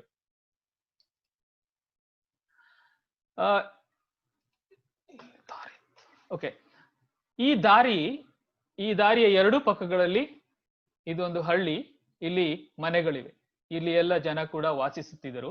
ಈಗ ಇದು ಒಂದು ಗೋಸ್ಟ್ ಸಿಟಿ ಅಂತ ಹೇಳ್ಬೋದು. ಯಾಕಂದ್ರೆ ಖಾಲಿ ಮನೆಗಳು ಮಾತ್ರ ಇವೆ. ಇದೆಲ್ಲ ಬ್ಯಾರಿಕೇಡ್ ಹಾಕಿ ಪ್ರವೇಶಕ್ಕೆ ಅನುಕೂಲ ಮಾಡುತ್ತಾ ಇಲ್ಲ. ಈ ಗ್ರಾಮ ಅಧಿಕೃತವಾಗಿ ಹಿಂತಿರುಗಲು ಕಷ್ಟ ಅಥವಾ ಡಿಫಿಕಲ್ಟ್ ಟು ರಿಟರ್ನ್ ಅಥವಾ ನೋ ರಿಟರ್ನ್ ಪ್ರದೇಶಗಳನ್ನಾಗಿ ನೇಮಿಸಿದ್ದಾರೆ. ಕೆಲವು ಪ್ರದೇಶಗಳನ್ನು ಪ್ರಾಥಮಿಕವಾಗಿ ಸಾಗಣೆಗೆ ಮಾತ್ರ ತೆರೆಯಲಾಗುತ್ತಿದೆ. ತ್ಯಾಜ್ಯ ವಿಸರ್ಜನೆ ಹೇಳಿದಂತೆ ದೊಡ್ಡ ಸಮಸ್ಯೆ. ಈ ಮನೆಯ ಯಾರಿದ್ದರೋ ಮುಂಚೆ ಅವರನ್ನು ವರ್ಷಕ್ಕೆ ಒಂದು ಬಾರಿ ಮನೆ ಒಳಗೆ ಬಿಡುತ್ತಾರೆ. ಯಾಕಂದ್ರೆ ಅವರ ಕೆಲವು ಸಾಮಾನುಗಳನ್ನು ತೆಗೆದುಕೊಂಡು ಹೋಗ್ಲಿಕ್ಕೆ ಮಾತ್ರ. ಆ ಮನೆಗಳನ್ನು, ಈ ಕಂಪ್ಲೀಟ್ ಏರಿಯಾವನ್ನು ಈಗ ತ್ಯಾಜ್ಯ ವಿಸರ್ಜನಾ ಕೇಂದ್ರವಾಗಿ ಜಪಾನೀಸ್ ಸರ್ಕಾರವರು ಮಾಡ್ತಾ ಇದ್ದಾರೆ. ಅಲ್ಲಿ ಕೆಲವು ಖಾಸಗಿ ಕಂಪನಿಗಳು ಕೂಡ ಒಳಗೆ ಇವೆ. ಇವರ ಮುಖ್ಯ ಕೆಲಸ ಕ್ಲೀನಿಂಗ್ ಪ್ರೋಸೆಸ್ ಅಥವಾ ಡಿಕಂಟಾಮಿನೇಷನ್ ಅಥವಾ ಡಿಕಮಿಷನಿಂಗ್ ಅಂತ ಹೇಳ್ಬೋದು. ಈ ರಿಯಾಕ್ಟರ್ಗಳನ್ನು ಸ್ಥಗಿತಗೊಳಿಸುವ ಕಾರ್ಯದಲ್ಲಿ ತೊಡಗಿದ್ದಾರೆ. ಪ್ರತಿದಿನ ಫುಕುಶಿಮಾ ಡೈಯಿಚಿಯಲ್ಲಿ 3,000 ರಿಂದ 5,000 ಜನ ಇನ್ನೂ ಕೆಲಸ ಮಾಡುತ್ತಿದ್ದಾರೆ. ಅವರಿಗೆಲ್ಲ ಒಳಗಡೆ ರೆಸ್ಟೋರೆಂಟ್ಗಳಿವೆ, ಹೊರಗೆ ಹೋಗಲೇ ಬಿಡುವುದಿಲ್ಲ. ಬೆಳಿಗ್ಗೆ ಹೋದ್ರೆ ಸಂಜೆ ವಾಪಸ್ಸು. ಕೆಲವರು ಒಳಗಡೆಯೇ ಉಳಿದುಕೊಳ್ಳುತ್ತಾರೆ. ಕೊನೆಗೂ ನಮ್ಮ 1 ಗಂಟೆಯ ಪ್ರಯಾಣದಲ್ಲಿ ಫೈನಲಿ ನನ್ನ ವಿದ್ಯಾರ್ಥಿಗಳು ಅಂತ ಒಂದು ಹೇಳಿದರು. ಯಾಕಂದ್ರೆ ನಾವು ಧರಿಸಿದಂತಹ ಪರ್ಸನಲ್ ಡೋಸಿಮೀಟರ್ ಅಥವಾ ವಿಕಿರಣದ ಮಟ್ಟ ಅಳೆಯುವ ಡೋಸಿಮೀಟರ್ ನಾವೇನು ಧರಿಸಿಕೊಂಡು ಹೋಗಿದ್ದೇವೆ ಅದನ್ನು ವಿಕಿರಣದ ಮಟ್ಟವನ್ನು ಕ್ಯಾಲ್ಕುಲೇಟ್ ಮಾಡಿದಾಗ ಟೆಪ್ಕೋ ಅಧಿಕಾರಿಗಳು ನಮಗೆ ಹೇಳಿದರು, ನಮ್ಮ ದೇಹದಲ್ಲಿ ಈ ಗಂಟೆಯ ಪ್ರಯಾಣದಿಂದ ನಮ್ಮ ದೇಹದಲ್ಲಿ ಸೇರಿದ ವಿಕಿರಣ ಕೇವಲ ಒಂದು ಹಲ್ಲನ್ನು ಎಕ್ಸ್ರೇ ಮಾಡುವಾಗ ಬೀಳುವ ಪ್ರಮಾಣ. ಡೆಂಟಲ್ ಎಕ್ಸ್ರೇ, ನೀವು ಡೆಂಟಲ್ ಆಸ್ಪತ್ರೆಗೆ ಹೋದಾಗ ಡೆಂಟಿಸ್ಟ್ ಎಕ್ಸ್ರೇ ತೆಗೆದಾಗ ಆ ಪ್ರಮಾಣದ ಒಂದು ರೇಡಿಯೇಷನ್ ಲೆವೆಲ್ ನಮಗೆ ತಗಿದೆ ಒಡ್ಡಿದೆ. ಅದು ಎಷ್ಟಿದೆ ಆಕ್ಚುಲಿ ರೇಟು? ಆ ಪ್ರಮಾಣ ಸಾಧಾರಣ 5 to 10 ಮೈಕ್ರೋಸೀವರ್ಟ್, ತುಂಬಾ ಕಡಿಮೆ ಲೆವೆಲ್ ಇದೆ. ಸೊ ಫುಕುಶಿಮಾದ ಭವಿಷ್ಯ ಏನು? ಎಷ್ಟಾಯ್ತು? ತುಂಬಾ ಟೈಮ್ ಆಯ್ತು ಈಗ ಅಲ್ಲ? ಓಕೆ, ಎಷ್ಟಿದೆ? 5 ನಿಮಿಷ ಇರ್ಬೋದಾ ಪ್ರವೀಣ್ ಅವರೇ? ಎಸ್ ಸರ್, ಇದೆ. 5-6 ನಿಮಿಷ. ಓಕೆ. ಸೊ ನಮ್ಮ ಈ 1 ಗಂಟೆಯ ಭೇಟಿಯ ನಂತರ ಫುಕುಶಿಮಾದ ಭವಿಷ್ಯದ ಬಗ್ಗೆ ತಿಳಿಸುವುದಾದ್ರೆ, ಭವಿಷ್ಯ ಸುನಾಮಿಯಿಂದ ರಕ್ಷಿಸಿಕೊಳ್ಳಲು ಫುಕುಶಿಮಾ ಪ್ರಾಂತ್ಯದಲ್ಲಿ ಕರಾವಳಿಯ ಅನೇಕ ಭಾಗಗಳಲ್ಲಿ 50 ಅಡಿ ಎತ್ತರದ ಬೃಹತ್ ಕಾಂಕ್ರೀಟ್ ಗೋಡೆಗಳನ್ನು ಕೂಡ ಅಡ್ಡಕ್ಕೆ ನಿರ್ಮಿಸಲಾಗಿದೆ. ಈ ನೈಸರ್ಗಿಕ ವಿಪತ್ತುಗಳಿಂದ ಉಂಟಾದ ಬೃಹತ್ ಹಾನಿಯಿಂದ ಚೇತರಿಸಿಕೊಳ್ಳಲು ಸಮಯ, ತಾಳ್ಮೆ ಹಾಗೂ ಸಾಕಷ್ಟು ಜಾಣ್ಮೆ ಬೇಕಾಗುತ್ತೆ. ನಾನು ಈ ಮುಂಚೆ ಈಗಿನ ಸಿಚುವೇಶನ್ ಬಗ್ಗೆ ಕೂಡ ಹೇಳ್ತಾ ಇದ್ದೇನೆ. ಕೆಲವೊಮ್ಮೆ ನೈಸರ್ಗಿಕ ವಿಪತ್ತುಗಳಿಂದ ನಾವು ಚೇತರಿಸಿಕೊಳ್ಳಲು ಸಮಯ ಬೇಕು, ತಾಳ್ಮೆ ಬೇಕು, ಹಾಗೂ ಸಾಕಷ್ಟು ಜಾಣ್ಮೆ ಕೂಡ ಬೇಕಾಗುತ್ತದೆ. ಇದು COVID-19 ಸಿಚುವೇಶನ್ ಕೂಡ ನಾವು ಅಪ್ಲೈ ಮಾಡಬಹುದು. ಸುಳ್ಳು ವದಂತಿಗಳನ್ನು ಉತ್ತೇಜಿಸುವ ಬದಲು ಅಂತಾರಾಷ್ಟ್ರೀಯ ಸಮುದಾಯವು ಜಪಾನಿಗೆ ಬೆಂಬಲ ನೀಡಬೇಕು ಹಾಗೂ ಈ ನಿಟ್ಟಿನಲ್ಲಿ ಆದೇಶ ಮಾಡುವ ಕಾರ್ಯವನ್ನು ಕೂಡ ಶ್ಲಾಘಿಸಬೇಕು. ಅಲ್ಲಿನ ತರಕಾರಿಗಳು ಹಾಗೂ ಸೀ ಫುಡ್ಗಳನ್ನು ಇಂಪೋರ್ಟ್ ಮಾಡಲು ಸಹಾಯ ಮಾಡಬೇಕು. ಇಲ್ಲದಿದ್ರೆ ಅಲ್ಲಿನ ಕೃಷಿಕರಿಗೆ ತುಂಬಾ ನಷ್ಟವಾಗುವ ಸಾಧ್ಯತೆ ಇದೆ. 2 ನಿಮಿಷದಲ್ಲಿ ನಾನು ವಿಕಿರಣ ಮಟ್ಟವನ್ನು ಹೋಲಿಸಿದಾಗ ನಾನು ಇಷ್ಟರವರೆಗೆ ರಿಯಾಕ್ಟರ್ನ ಒಳಗಡೆ ವಿಕಿರಣದ ಮಟ್ಟವನ್ನು ಹೇಳ್ತಿದ್ದೇನೆ. ನಾನೀಗ ಈ ನಮ್ಮ ಪರಿಸರದಲ್ಲಿ ವಿಕಿರಣದ ಮಟ್ಟ ಎಷ್ಟಿರ್ತದೆ ಎಂದು ತೋರಿಸ್ತೇನೆ. ಇದು ನನ್ನ ಹತ್ತಿರ ಇರುವ ಪರ್ಸನಲ್ ಡೋಸಿಮೀಟರ್ ಇಂದ ನಾನು ಅಳತೆ ಮಾಡಿದ್ದು. ಇವಾಕಿ ನಗರ, ಇದು 30 ಕಿಲೋಮೀಟರ್ ದೂರ ಇದೆ ಫುಕುಶಿಮಾದಿಂದ. 0.08 ಇದು ನಮ್ಮ ನಾರ್ಮಲ್ ಸಾಧಾರಣವಾಗಿ ಪರಿಸರದಲ್ಲಿರುವ ವಿಕಿರಣದ ಮಟ್ಟ. ಫುಕುಶಿಮಾದಲ್ಲಿ 0.17 ಎರಡು ಮಟ್ಟು ಜಾಸ್ತಿ ಆಯ್ತು ಇಲ್ಲಿ. ಟೋಕಿಯೋದಲ್ಲಿ 0.07, ಸೋಲ್ ಅಥವಾ ಸೌತ್ ಕೊರಿಯಾದಲ್ಲಿ 0.15, ಸಿಂಗಾಪುರದಲ್ಲಿ 0.17 ಇದು ಇಲ್ಲಿನ ಸಾಧಾರಣ ವಿಕಿರಣದ ಮಟ್ಟ. ಬೆಂಗಳೂರು 0.11, ಮಂಗಳೂರಿನಲ್ಲಿ 0.08 ಮೈಕ್ರೋಸೀವರ್ಟ್ ಪರ್ ಅವರ್. ಓಕೆ, 1 ಗಂಟೆಗೆ ಇಷ್ಟು ವಿಕಿರಣ ನಾವು ಸೇವಿಸುತ್ತಾ ಇದ್ದೇವೆ. ನಾನು 2 ಸಲ ಬ್ರೆಜಿಲ್, ಉರುಗ್ವೆ ವಿಮಾನಯಾನ ಮಾಡಿದೆ. ನಾನು ವಿಮಾನದಲ್ಲಿ ಹೋಗುವಾಗ ಈ ಡೋಸಿಮೀಟರ್ ಅನ್ನು ತಕೊಂಡು ಹೋಗ್ತದೆ. ನಾವು 30,000ಕ್ಕಿಂತ ಮೇಲ್ಗಡೆ ಹೋದಾಗ ವಿಕಿರಣದ ಮಟ್ಟ ಜಾಸ್ತಿ ಆಗ್ತದೆ. ಈ ಒಂದು return journey Singapore, Brazil, Uruguay ವಿಮಾನಯಾನ ಹೋಗಿ ಬರುವಾಗ ನನಗೆ 400 ಮೈಕ್ರೋಸೀವರ್ಟ್ ಎಷ್ಟು ಹೆಚ್ಚಾಗಿದೆ ನೋಡಿ. ಸುಮಾರು 70 ಗಂಟೆಗಳ ಪ್ರಯಾಣ. ಬೆಂಗಳೂರು, ಮಂಗಳೂರು ವಿಮಾನ ಪ್ರಯಾಣ ರಿಟರ್ನ್ ನಲ್ಲಿ 0.37, ಸುಮಾರು 1 ಗಂಟೆ 20 ನಿಮಿಷಗಳ ಪ್ರಯಾಣ. ಯಾಕೆಂದ್ರೆ ಇಲ್ಲಿ ಕಡಿಮೆ, ಯಾಕಂದ್ರೆ ವಿಮಾನ ಅಷ್ಟು ಎತ್ತರದಲ್ಲಿ ಹಾರುವುದಿಲ್ಲ. ಸಾಧಾರಣ 31,000 ಅಡಿ ಎತ್ತರದ ವಿಮಾನದಲ್ಲಿ ನಮಗೆ 0.7 ಅಥವಾ 0.7 to 2 ಮೈಕ್ರೋಸೀವರ್ಟ್ ಪರ್ ಅವರ್. ನೀವು ಜಾಸ್ತಿ ಹೊತ್ತು ವಿಮಾನದಲ್ಲಿ ಪ್ರಯಾಣ ಮಾಡಿದ ಹಾಗೆ ಜಾಸ್ತಿ ವಿಕಿರಣದ ಒಡ್ಡುವಿಕೆ ಆಗುತ್ತದೆ. ಇದೊಂದು ಜಸ್ಟ್ ಕಂಪ್ಯಾರಿಸನ್, ವಿಕಿರಣ ಮಟ್ಟಗಳ ಹೋಲಿಕೆ. ನಿಮಗೆ ಒಂದು ಸಾಧಾರಣ ಒಂದು ಐಡಿಯಾ ಬರುವ ಸಾಧ್ಯತೆ ಇದರಿಂದ. ಕೆಲವು ಸ್ಲೈಡ್ಗಳನ್ನು ಬಿಡ್ತೇನೆ ಇಲ್ಲಿ. ನಾನು ಇದೊಂದು ರಿಯಾಕ್ಟರ್ ಮಾತ್ರವಲ್ಲ, ಒಂದು ಕಾರ್ಯನಿರ್ವಹಿಸದ ಅಣುಸ್ಥಾವರಕ್ಕೂ ಕೂಡ ಭೇಟಿ ಮಾಡಿದ್ದೇವೆ ಆಸ್ಟ್ರಿಯಾದಲ್ಲಿ.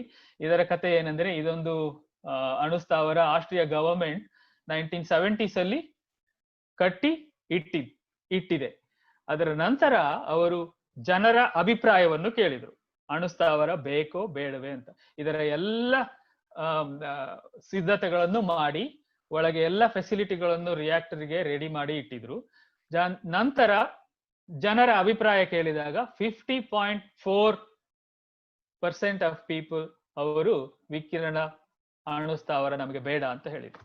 ಅಲ್ಲಿಗೆ ಈ ಬಿಲ್ಡಿಂಗ್ ವಿಕಿರಣದ ಅಣುಸ್ಥಾವರ ಆಗಲೇ ಇಲ್ಲ, ಅಲ್ಲಿಗೆ ಅದು ನಿಂತಿದೆ. ಈಗ ಮ್ಯೂಸಿಯಂ ಆಗಿ ಅದನ್ನು ಪರಿವರ್ತಿಸಲಾಗಿದೆ. ಯಾರು ಬೇಕಾದ್ರೂ ಹೋಗಿ ವಿಸಿಟ್ ಮಾಡಬಹುದು. ಇನ್ನೊಂದು, ನನ್ನ ಸ್ಟೂಡೆಂಟ್ಸ್ ಗಳನ್ನ ನಾನು ಇಲ್ಲಿಗೆ ಪ್ರತಿ ವರ್ಷ ಕರೆದುಕೊಂಡು ಹೋಗ್ತೇನೆ. ಸಂಶೋಧನಾ ರಿಯಾಕ್ಟರ್ ನ್ಯೂಕ್ಲಿಯರ್ ಮಲೇಷಿಯಾದಲ್ಲಿ. ಇದರ ಒಳಗೆ ನಾವು ರೇಡಿಯೇಷನ್ ಮಾನಿಟರ್ ಮಾಡಿದರೆ ನನ್ನ ಪರ್ಸನಲ್ ಡೋಸಿಮೀಟರ್ ಲಿಮಿಟೇ ಜಾಸ್ತಿ ಆಗಿ ಹೋಗಿದೆ ಇದ್ರಲ್ಲಿ. ಯಾಕಂದ್ರೆ ನನ್ನ ಹತ್ರ ಇರುವ ಪರ್ಸನಲ್ ಡೋಸಿಮೀಟರ್ಗೆ ಒಂದು ಮ್ಯಾಕ್ಸಿಮಮ್ ಲೆವೆಲ್ ಇದೆ, 19 ಮೈಕ್ರೋಸೀವರ್ಟ್ ಪರ್ ಅವರ್. ಅದಕ್ಕಿಂತ ಜಾಸ್ತಿ ಆದ್ರೆ ಅದು ರೆಡ್ ಲೈಟ್ ತೋರಿಸ್ತದೆ. ಇದು ರಿಯಾಕ್ಟರಿನ ಒಳಗೆ ಆ ದಿನ ಇಲ್ಲಿ ರಿಯಾಕ್ಟರ್ ಆಕ್ಟಿವಿಟಿ ಆಗ್ತಾ ಇದ್ದಿದ್ದು. ಚರ್ನೆಂಕೋ ರೇಡಿಯೇಷನ್ ಫಿಸಿಕ್ಸ್ ಅದು. ಇದು ನನ್ನ ಸ್ಟೂಡೆಂಟ್ಸ್ ಇಲ್ಲಿಗೆ ಕರ್ಕೊಂಡು ಹೋಗಿದ್ದು ನಾವು. Okay, almost finish.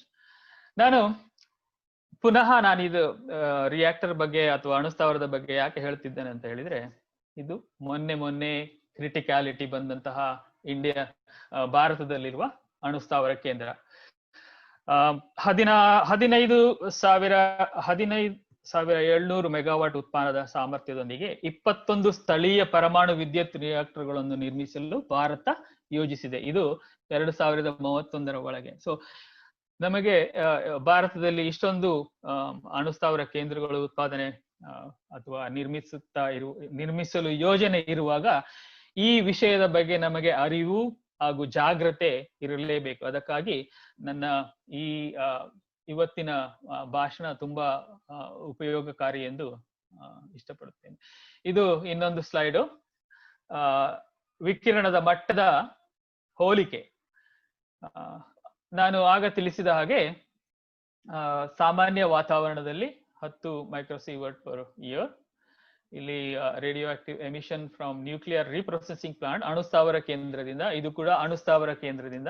ಸಾಧಾರಣ ಒಂದು ಚೆಸ್ಟ್ ಎಕ್ಸ್ರೇ, ಆಸ್ಪತ್ರೆಗೆ ಹೋಗಿ ಎಕ್ಸ್ರೇ ತೆಗೆದ್ರೆ ನಮಗೆ ಇಷ್ಟು ರೇಡಿಯೇಷನ್ ಅಥವಾ ವಿಕಿರಣ ಸಿಗ್ತದೆ. ಹಾಗೆ ಇನ್ನು ಅಬ್ಡಾಮಿನಲ್ ಎಕ್ಸ್ರೇ, ಸ್ವಲ್ಪ ಜಾಸ್ತಿ ಪ್ರಮಾಣದ ಎಕ್ಸ್ರೇ ಹೋದ್ರೆ ಜಾಸ್ತಿ ವಿಕಿರಣ ಸಿಗ್ತದೆ. ಹಾಗೆಯೇ ಮೇಲೆ ಹೋಗ್ತಾ ಇದ್ದ ಹಾಗೆ ವಿಕಿರಣದ ಮಟ್ಟ ಜಾಸ್ತಿ ಆಗ್ತಾ ಇರ್ತದೆ. ನಮ್ಮ ಸುತ್ತಲೂ ವಿಕಿರಣವಿದೆ. ಇಲ್ಲಿ ನಾನು ಹೈಲೈಟ್ ಮಾಡಲು ಬಯಸ್ತೇನೆ, ಇದು ಒಂದು ನಿರ್ದಿಷ್ಟ ದಿನದಲ್ಲಿ ನಾವು ಬಹಿರಂಗವಾಗಿ ಎಕ್ಸ್ಪೋಜರ್ ಅಥವಾ ವಿವಿಧ ರೀತಿಯ ವಿಕಿರಣಗಳನ್ನು ತೋರಿಸುತ್ತದೆ.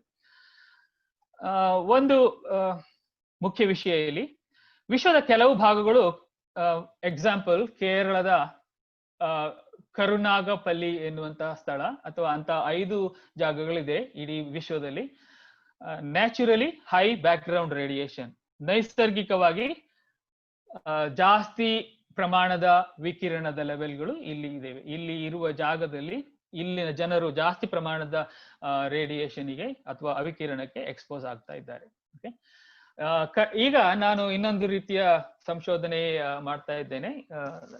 ಇದೊಂದು ಜಪಾನೀಸ್ ಕೊಲಾಬರೇಷನ್, ಜಪಾನಿನವರ ಜೊತೆಗೆ ಕೊಲಾಬರೇಷನ್ ಆಗಿ ಲಿವಿಂಗ್ ಇನ್ ಸ್ಪೇಸ್ ಅಥವಾ ಬಾಹ್ಯಾಕಾಶದಲ್ಲಿ ಜೀವನ ಮಾಡಲಿಕ್ಕೆ ಸಾಧ್ಯವಿದೆಯೇ? ಇದು ಕಾಸ್ಮಿಕ್ ವಿಕಿರಣದ ಜೀವಿಗಳ ಮೇಲೆ ಆಗುವ ಪರಿಣಾಮವನ್ನು ಅಧ್ಯಯನ ಮಾಡಲು ಪ್ರಾರಂಭಿಸಿದ್ದೇವೆ. ಪ್ರಾರಂಭದಲ್ಲಿ ನಾವು ಇಲಿಗಳ ಮೇಲೆ ಪ್ರಯೋಗ ಮಾಡಿ ಇಲಿಗಳ ಮೇಲೆ ಆಗುವ ಪರಿಣಾಮಗಳನ್ನು ಅಭ್ಯಾಸ ಅಥವಾ ಅಧ್ಯಯನ ಮಾಡಿ ಅದನ್ನು ಆಮೇಲೆ ಗಗನಯಾತ್ರಿಗಳಿಗೆ ಮೇಲೆ ಆಗುವ ಪರಿಣಾಮವನ್ನು ಊಹಿಸಲೂಬಹುದು. ಇದೆರಡು ಫೋಟೋಗ್ರಾಫ್ಗಳು. ಇವರು ಆಸ್ಟ್ರೋನಾಟ್, ಗಗನಯಾತ್ರಿ, ಜಪಾನೀಸ್ ಫಸ್ಟ್ ಫೀಮೇಲ್ ಗಗನಯಾತ್ರಿ. ಇವರು 2 ಸಲ ಹೋಗಿ ಬಂದಿದ್ದಾರೆ ಬಾಹ್ಯಾಕಾಶಕ್ಕೆ. ಒಂದು STS-65 ಕೊಲಂಬಿಯಾದಲ್ಲಿ ಜುಲೈ 8ರಿಂದ 23ರವರೆಗೆ, STS-95 ಡಿಸ್ಕವರಿ ಅಕ್ಟೋಬರ್ 29 to 7. ಯಾರಿಗಾದ್ರೂ ನೆನಪಿದೆಯಾ ಯಾವ್ದಾದ್ರು ಒಂದು ಸ್ಯಾಟಲೈಟ್ ಇದಕ್ಕೆ ಏನಾಗಿದೆ ಅಂತ?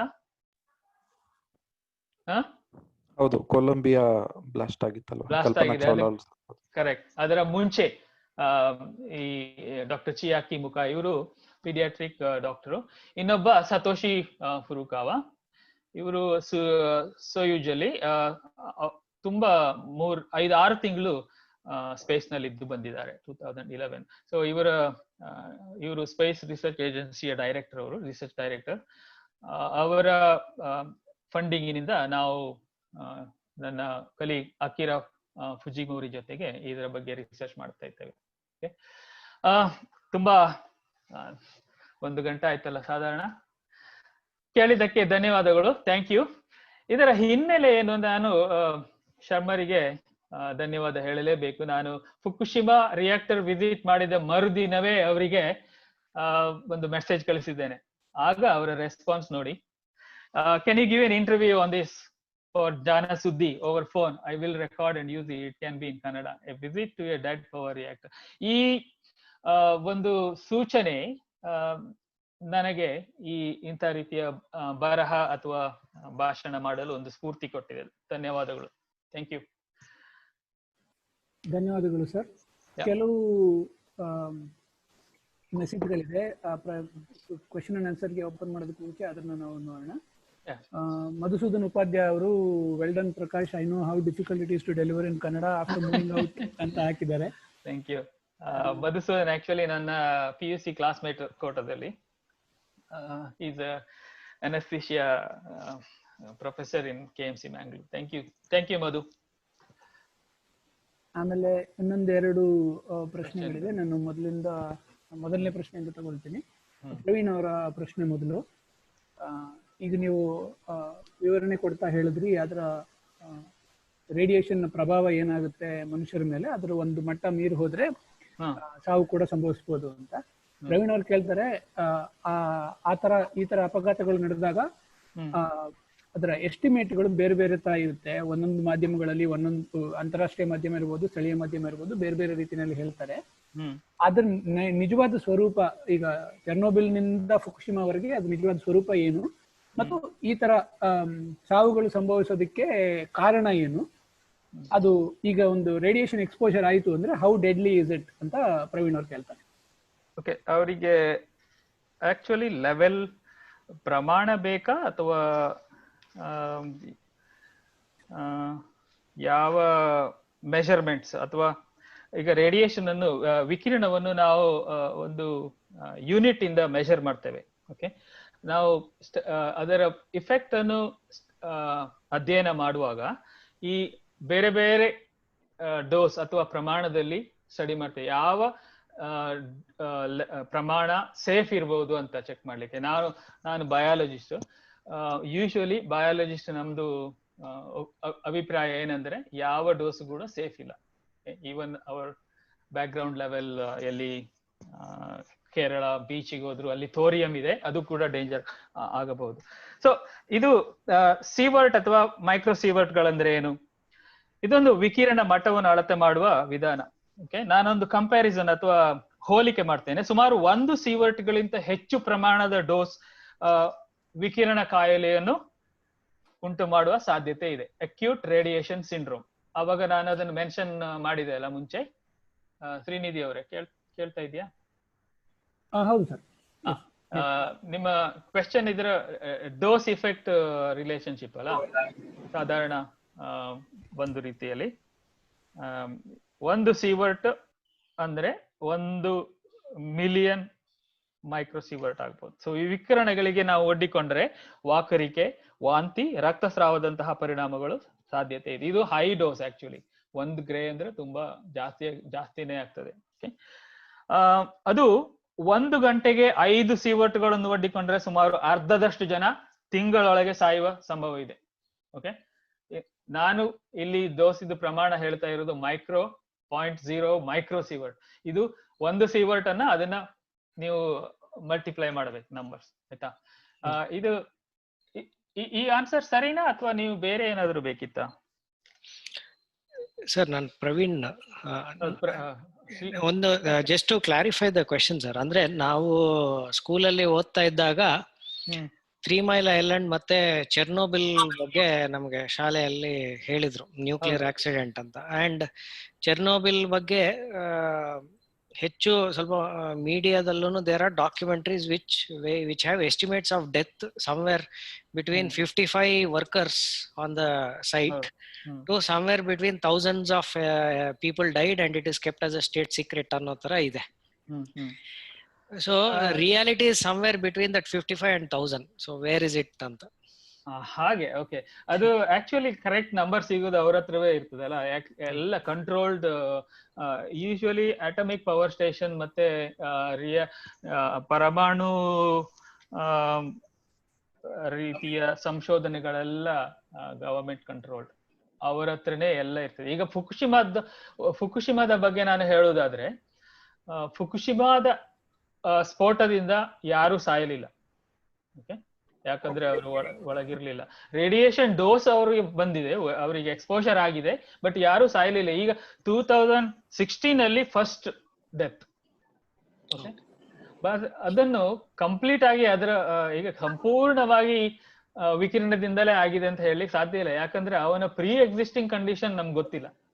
2011 ಅಲ್ಲಿ ಆಕ್ಸಿಡೆಂಟ್ ಆಗಿದೆ. ಅವನು ಆಕ್ಚುಲಿ ವರ್ಕ್ ಮಾಡ್ತಾ ಇದ್ದದ್ದು 1960s 70s ಇಂದಾನೇ ಅಲ್ಲಿ ವರ್ಕ್ ಮಾಡ್ತಾ ಇದ್ದ.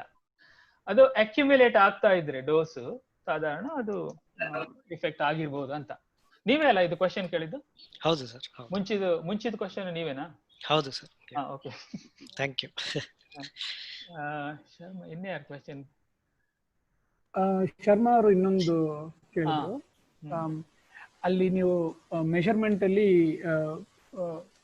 5 ಮೈಕ್ರೋ ಸೀವರ್ಟ್ಸ್ ಪರ್ ಅವರ್ ಬಂತು ಅಂತ ಹೇಳಿದ್ರಿ. ಅದು ಯಾವ ಲೆವೆಲ್ ಇಂದ ಅಲ್ಲಿಗೆ ಬಂತು? ಅಂದ್ರೆ ಬಹುಶಃ ಶರ್ಮಾ ಅವರ ಪ್ರಶ್ನೆ ನಾನು ಸ್ವಲ್ಪ ಇಂಟರ್ಪ್ರೇಟ್ ಮಾಡ್ತಾ ಇದ್ದೀನಿ.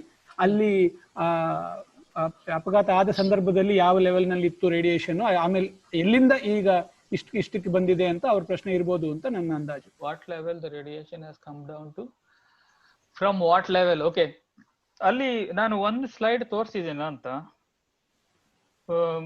ಈಗ ನಾವು ಒಳಗಡೆ ಹೋದ ಹಾಗೆ ನಾನು ಅವಾಗ ಅಲ್ಲಿ ಡೋಸಿಮೀಟರ್ ತೋರಿಸಿದೆ ಅಲ್ಲ, ಒಂದು ಮ್ಯಾಕ್ಸಿಮಮ್ ಒಳಗಡೆ ನಮ್ಮ ವಿಸಿಟ್ ನಲ್ಲಿ ನಾವು ನೋಡಿದ ಹಾಗೆ 300 ಮೈಕ್ರೋಸೀವರ್ಟ್ ಪರ್ ಅವರ್ ಇದ್ದಿತ್ತು ಮ್ಯಾಕ್ಸಿಮಮ್ ನಮ್ಗೆ ನೋಡಿದ ಹಾಗೆ.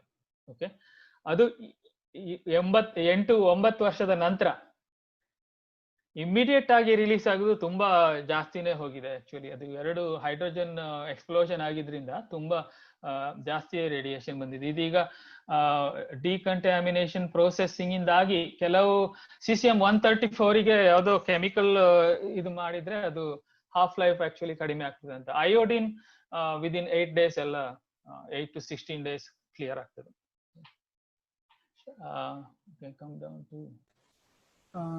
ಪ್ರವೀಣ್ ಅವ್ರ ಇನ್ನೊಂದು ಪ್ರಶ್ನೆ, ಕೇರಳದ ಒಂದು ಜಾಗದ ಬಗ್ಗೆ ನೀವು ಹೇಳಿದ್ರಿ, ಅಲ್ಲಿ ಏನಕ್ಕೆ ರೇಡಿಯೇಷನ್ ಲೆವೆಲ್ಸ್ ಜಾಸ್ತಿ ಅಂತ?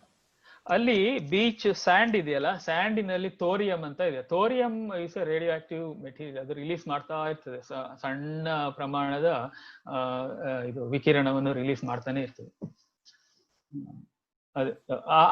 ಕೆಲವು ಜಾಗದಲ್ಲಿ ಮಾತ್ರ, ಇಡೀ ಪ್ರಪಂಚದಲ್ಲಿ ಕೆಲವು ಯುರೋಪಿಯನ್ ಕಂಟ್ರಿಗಳಲ್ಲಿ ಕೆಲವು ಗುಹೆಗಳಲ್ಲಿ ರೇಡೋನ್ ಲೆವೆಲ್ ಕೂಡ ಜಾಸ್ತಿ ಇರ್ತದೆ. ಅದು ಕೆಲವು ಯುರೋಪಿಯನ್ಸ್ ಅಲ್ಲಿ ಹಾಟ್ ಸ್ಪಾಗ್ ಹೋಗ್ತಾರೆ.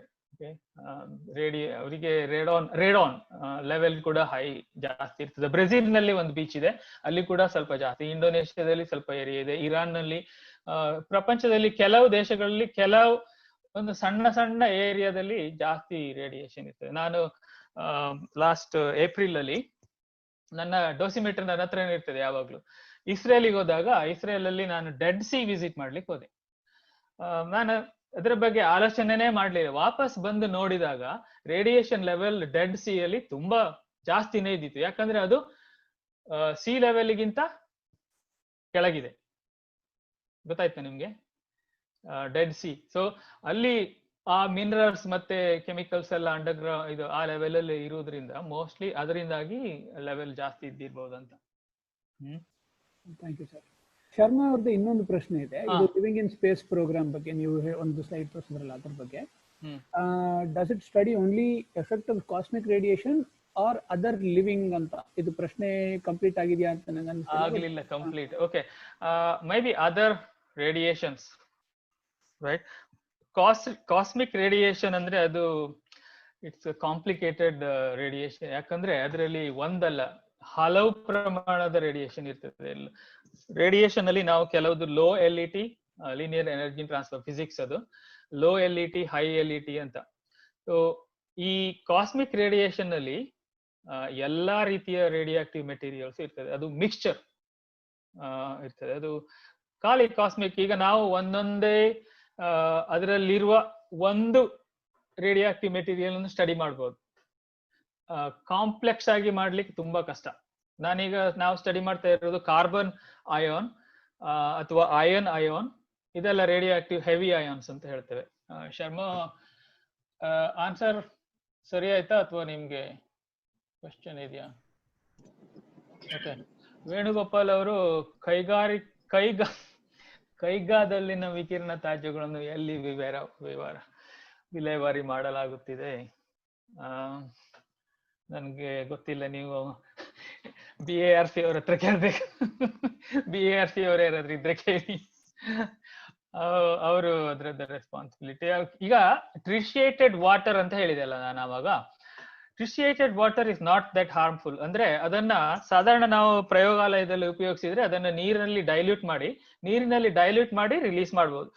ಫುಕುಶಿಮಾದಲ್ಲಿ ಏನಾಗ್ತಿದೆ ಅಂದ್ರೆ ಡೋಸ್ ಹೈ ಇದ್ದದ್ರಿಂದ, ಪ್ರಮಾಣ ಜಾಸ್ತಿ ಇದ್ದದ್ರಿಂದ ಅದನ್ನು ಕೂಡಲೇ ಸಮುದ್ರಕ್ಕೆ ಬಿಡಲಿಕ್ಕೆ ಕಷ್ಟ. ಅದನ್ನೀಗ ಡೈಲ್ಯೂಟ್ ಮಾಡಿ ಲೆವೆಲ್ ನ ನಾರ್ಮಲ್ ಬ್ಯಾಕ್ ಗ್ರೌಂಡ್ ಲೆವೆಲ್ ವರೆಗೆ ತರುವವರೆಗೆ ಅದನ್ನ ನೀರಲ್ಲಿ ಡೈಲ್ಯೂಟ್ ಮಾಡಿ ಆಮೇಲೆ ರಿಲೀಸ್ ಮಾಡ್ಬೋದು. ಸೊ ಈ ರೀತಿಯಲ್ಲಿ ತ್ಯಾಜ್ಯಗಳನ್ನು ಡಿಲೇ ಮಾಡ್ಬೋದು. ಅಥವಾ ನಮಗೀಗ ತ್ಯಾಜ್ಯಗಳಲ್ಲಿ ಯಾವ ರೀತಿಯ ರೇಡಿಯೋ ಆಕ್ಟಿವ್ ಮೆಟೀರಿಯಲ್ ಇದೆ ಅಂತ ಗೊತ್ತಾದ್ರೆ ಅದರ ಹಾಫ್ ಲೈಫ್ ಕ್ಯಾಲ್ಕುಲೇಟ್ ಮಾಡಿ, ನಾನೀಗ ಫುಕುಶಿಮಾದಲ್ಲಿ cesium-137 ಅಂದ್ರಲ್ಲ, ಅದರ ಆಕ್ಟಿವಿಟಿ ವಿಕಿರಣತೆ 30 ವರ್ಷಗಳವರೆಗೆ ಇರ್ಬೋದು. ಆಯ್ತಾ, ಅದರ ಅರ್ಧ ಜೀವನ ಅಥವಾ ಅದರ ಹಾಫ್ ಲೈಫ್ ಅಂತ ನಾವು ಹೇಳಿದ್ರೆ 30 ಅಂದ್ರೆ ಅದು 60 ವರ್ಷಗಳವರೆಗೆ ವಿಕಿರಣವನ್ನು ರಿಲೀಸ್ ಮಾಡ್ತಾನೆ ಇರ್ಬೋದು. ಆಯ್ತಾ, ಸೊ ಅಷ್ಟು ವರ್ಷ ಕಾಯ್ಬೇಕು ನಾವು ಅದನ್ನ ಸೇಫ್ ಆಗಿ ಹೊರಗೆ ತ್ಯಾಜ್ಯವನ್ನು ವಿಲೇವಾರಿ ಮಾಡ್ಲಿಕ್ಕೆ. ಆಯ್ತಾ, ಇನ್ನೊಂದು ಓಕೆ, ಆ ಪ್ರದೇಶಗಳಲ್ಲಿ ವಾಸಿಸುವ ಜನರು ಸಂಭಾವ್ಯ ಹಾನಿಗಳ ಬಗ್ಗೆ ಯಾವ ತಿಳುವಳಿಕೆ, ಅದಕ್ಕೆ ಅವೇರ್ನೆಸ್. ಜಸ್ಟ್ ಆಕ್ಚುಲಿ BRC ಅವರು ಅದರ ಎಕ್ಸ್ಪೋಜರ್ ಲಿಮಿಟ್ ಅಥವಾ ಏನಾದ್ರೂ ಇದೆ ಅದನ್ನ ರಿಲೀಸ್ ಮಾಡ್ಬೇಕು ಅವರು. ಅದು ಯಾವ ಲೆವೆಲ್ ಅಲ್ಲಿ ಹೊರಗೆ ರಿಲೀಸ್ ಮಾಡ್ತಾ ಇದ್ದಾರಂತ. ಯಾ ಇನ್ನೊಂದೆರಡು ಪ್ರಶ್ನೆಗಳಿತ್ತು ಸರ್ ಕೆಳಗಡೆ. CTE ಅಡ್ಮಿನ್, ಇಷ್ಟು ಅಪಾಯಕಾರಿಯಾಗಿದ್ರು ನಾವ್ಯಾಕೆ ಈ ಪ್ರಯತ್ನವನ್ನ ಅಂದ್ರೆ ಪರಮಾಣು ಸ್ಥಾವರಗಳ ಸ್ಥಾಪನೆಯನ್ನ ಮಾಡುತ್ತಿದ್ದೇವೆ? ಸ್ವಲ್ಪ ಜನರಲೈಸ್ಡ್ ಕ್ವೆಶ್ಚನ್ ಆಯ್ತು, ಬಟ್ ಓಕೆ, ನಾನು ಆ ವಿಷಯ ಹೇಳಿಲ್ವಾ ಅಂತ ಅವಾಗ ಅಲ್ವಾ. ನಾನು ಜಪಾನಿದೆ ಎಕ್ಸಾಂಪಲ್ ಕೊಡ್ತೇನೆ ಯಾಕೆ ಅವ್ರಿಗೆ ರಿಯಾಕ್ಟರ್ ಬೇಕಂತ. 2011 ಹೊತ್ತಿಗೆ ಅವ್ರ ಹತ್ರ 54 ಅಟಾಮಿಕ್ ರಿಯಾಕ್ಟರ್ ಇದ್ದಿತ್ತು. ಆಯ್ತಾ, 54 ರಿಯಾಕ್ಟರ್ಸ್. ಆ ಭೂಕಂಪದ ಮುಂಚೆ 35 ರಿಯಾಕ್ಟರ್ಗಳು ಕೆಲಸ ಮಾಡ್ತಿದ್ದವು. ಈ 35 ರಿಯಾಕ್ಟರ್ಗಳ ಕೆಲಸದಿಂದ ಜಪಾನಿಗೆ 30% ಎಲೆಕ್ಟ್ರಿಸಿಟಿ ಬರ್ತಾ ಇತ್ತು. ಓಕೆ, ಇದು very reliable source of electricity. Electricity ಬೇಕಾದ್ರೆ ನಾವು ರಿಯಾಕ್ಟರ್ಸ್, ಯಾಕಂದ್ರೆ ಅದು long lasting source of electricity. ಅದಕ್ಕೆ ಈಗ 2011 ನಂತರ ಎಲ್ಲಾ ನ್ಯೂಕ್ಲಿಯರ್ ರಿಯಾಕ್ಟರ್ಗಳನ್ನು ಶಟ್ ಡೌನ್ ಮಾಡಿದ್ರು ಜಪಾನ್ ನಲ್ಲಿ. ಈಗ 2019 ನಲ್ಲಿ ಖಾಲಿ 9 ರಿಯಾಕ್ಟರ್ಗಳು ವರ್ಕ್ ಮಾಡ್ತವೆ. ಅದು ಅವರಿಗೆ ಎಲೆಕ್ಟ್ರಿಸಿಟಿ ಕಡಿಮೆ ಇದೆ ಈಗ, ಯೂಶುವಲಿ ಇರುವುದಕ್ಕಿಂತ ಕಡಿಮೆ. Electricity production one of the reason. CTE admin ಗೊತ್ತಾಯ್ತಾ? ಯಾ, stringent safety protocols are laid and practice in aviation. ಇನ್ನೆರಡು ಪ್ರಶ್ನೆ ಇದೆ ಸರ್ ಅಲ್ಲೇ ಕೆಳಗಡೆ. Are any steps taken by the nuclear plants to shut down in case of disasters? ಇದು ಪ್ರದ್ಯುಮ್ನ ಅವರು ಕೇಳಿರೋ ಪ್ರಶ್ನೆ. Fukushima reactors ಗಳನ್ನ ಇನ್ನು ಅವರು ಆಪರೇಟ್ ಮಾಡೋದಿಲ್ಲ. ಅದೀಗ ಶಟ್ ಡೌನ್ ಪ್ರೋಟೋಕಾಲ್ ಎಲ್ಲ ಅದರ ರೇಡಿಯೋ ಆಕ್ಟಿವಿಟಿಗಳನ್ನ ಕಡಿಮೆ ಮಾಡ್ತಾ ಬರ್ತಾ ಇದ್ದಾರೆ. ಹಾಗೆ ಅದರ ಡಿಕಂಟಾಮಿನೇಷನ್ ಅಥವಾ ಡಿಕಮಿಷನ್ ಮಾಡ್ತಾ ಇದ್ದಾರೆ.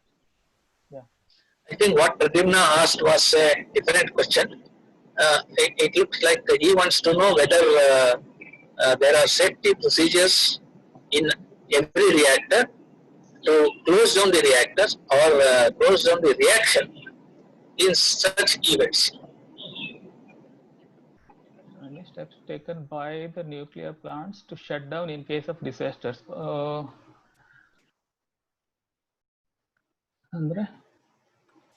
ಅಂದ್ರೆ ಒಂದ್ ವೇಳೆ ಈ ತರ ಅದರ ಭೂಕಂಪ ಅಥವಾ ಬೇರೆ ಏನಾರ ಆಯ್ತು ಅಂದ್ರೆ ಸಡನ್ ಆಗಿ ಆಟೋಮ್ಯಾಟಿಕ್ ಶಟ್ ಡೌನ್ ಅಥವಾ nuclear power plant automatic shut down ಆಗೋ ತರ, ಫಾರ್ ಎಕ್ಸಾಂಪಲ್ ಕೈಗಾನಲ್ಲಿ ಅದರಿಂದ ಯಾವುದೇ ವಿಕಿರಣದ ತೊಂದರೆ ಇಲ್ಲ. ತೊಂದರೆ ಯಾವಾಗ ಆಗುತ್ತೆ? ಇನ್ ಕೇಸ್ ಏನಾರ ಅಲ್ಲಿ ಭೂಕಂಪ ಆಯ್ತು, ಬೇರೆ ಏನಾರ ಡಿಸಾಸ್ಟರ್ ಆಯ್ತು, ಅವಾಗ ತೊಂದರೆ ಆಗುತ್ತೆ. ಆ ಟೈಮ್ ನಲ್ಲಿ ಆಟೋಮ್ಯಾಟಿಕ್ ಶಟ್ ಡೌನ್ ಪ್ರೊಸೀಜರ್ ಏನಾರ ಪ್ರೋಟೋಕಾಲ್ ಡೆವಲಪ್ ಮಾಡಿದ್ದಾರೆ? ಈಗ ಈಗ 2-3 ಆಕ್ಸಿಡೆಂಟ್ ಗಳಿಂದ ಅದನ್ನು ಮಾಡ್ತಾ ಇದ್ದಾರೆ ಆಟೋಮ್ಯಾಟಿಕ್. ಈಗ ಆರ್ಟಿಫಿಷಿಯಲ್ ಇಂಟೆಲಿಜೆನ್ಸ್ ಸಿಸ್ಟಮ್ ಇಂದಾಗಿ ಬಹುಶಃ ಅದನ್ನು ಮಾಡಬಹುದು ನೆಕ್ಸ್ಟ್. ಇನ್ನು ಹೌದು, ಬಹುಶಃ ಕೊನೆಯ ಪ್ರಶ್ನೆ. While in treatment of cancer patients by radiation therapy, how is this atomic radiation controlled, and is there severe effect on patient? ಇದು ವಿಧಿ ಅನ್ನೋರು ಕೇಳಿದ್ರು. ಓಕೆ, ಇದು ಥೆರಪ್ಯೂಟಿಕ್ ರೇಡಿಯೇಷನ್ ಅದು ಬೇಕೇ ಬೇಕಲ್ಲ ಕ್ಯಾನ್ಸರ್ ಪೇಷಂಟ್ಸ್ಗೆ. ಅವರನ್ನು ಚಿಕಿತ್ಸೆ ಬೇಕಾದ್ರೆ ಅದು ರೇಡಿಯೇಷನ್ ಬೇಕು. ಅದಕ್ಕೆ ಪ್ರಾಪರ್ ಸೇಫ್ಟಿ ಪ್ರೋಟೋಕಾಲ್ಸ್ ಎಲ್ಲ ಫಾಲೋ ಮಾಡಿನೇ ಮಾಡೋದು. ಅದು ಯಾರನ್ನು ಬಿಡ್ತಾ ಇಲ್ಲ, ಪೇಷಂಟ್ ಮಾತ್ರ. ಮತ್ತೆ ಕ್ಯಾನ್ಸರ್ ಟ್ರೀಟ್ಮೆಂಟ್ ಮಾಡುವಾಗ ಅದು ಲೋಕಲೈಸ್ಡ್ ರೇಡಿಯೇಷನ್, ಕ್ಯಾನ್ಸರ್ ಇರುವ ಜಾಗಕ್ಕೆ ಮಾತ್ರ ರೇಡಿಯೇಷನ್ ಕೊಡೋದು. ಉಳಿದ ದೇಹದ ಭಾಗಗಳಿಗೆಲ್ಲ ಅದನ್ನು ಶೀಲ್ಡಿಂಗ್ ಹಾಕಿ ಶೀಲ್ಡ್ ಮಾಡಿ ಇಡ್ತಾರೆ. ಆಯ್ತಾ, ಅದರಿಂದ ಹೊರಗೆ ರಿಲೀಸ್ ಆಗುವ ಚಾನ್ಸೇ ಕಡಿಮೆ. ಅಲ್ಲಿ ಉಪಯೋಗಿಸುವ ರೇಡಿಯೇಷನ್ ಸೋರ್ಸ್ ಕೂಡ control, safety, proper safety protocol ಎಲ್ಲ ತಗೊಂಡಿರ್ತಾರೆ. ಟ್ರೀಟ್ಮೆಂಟ್ ಇಂದ ಏನು ಪ್ರಾಬ್ಲಮ್ ಆಗುದಿಲ್ಲ.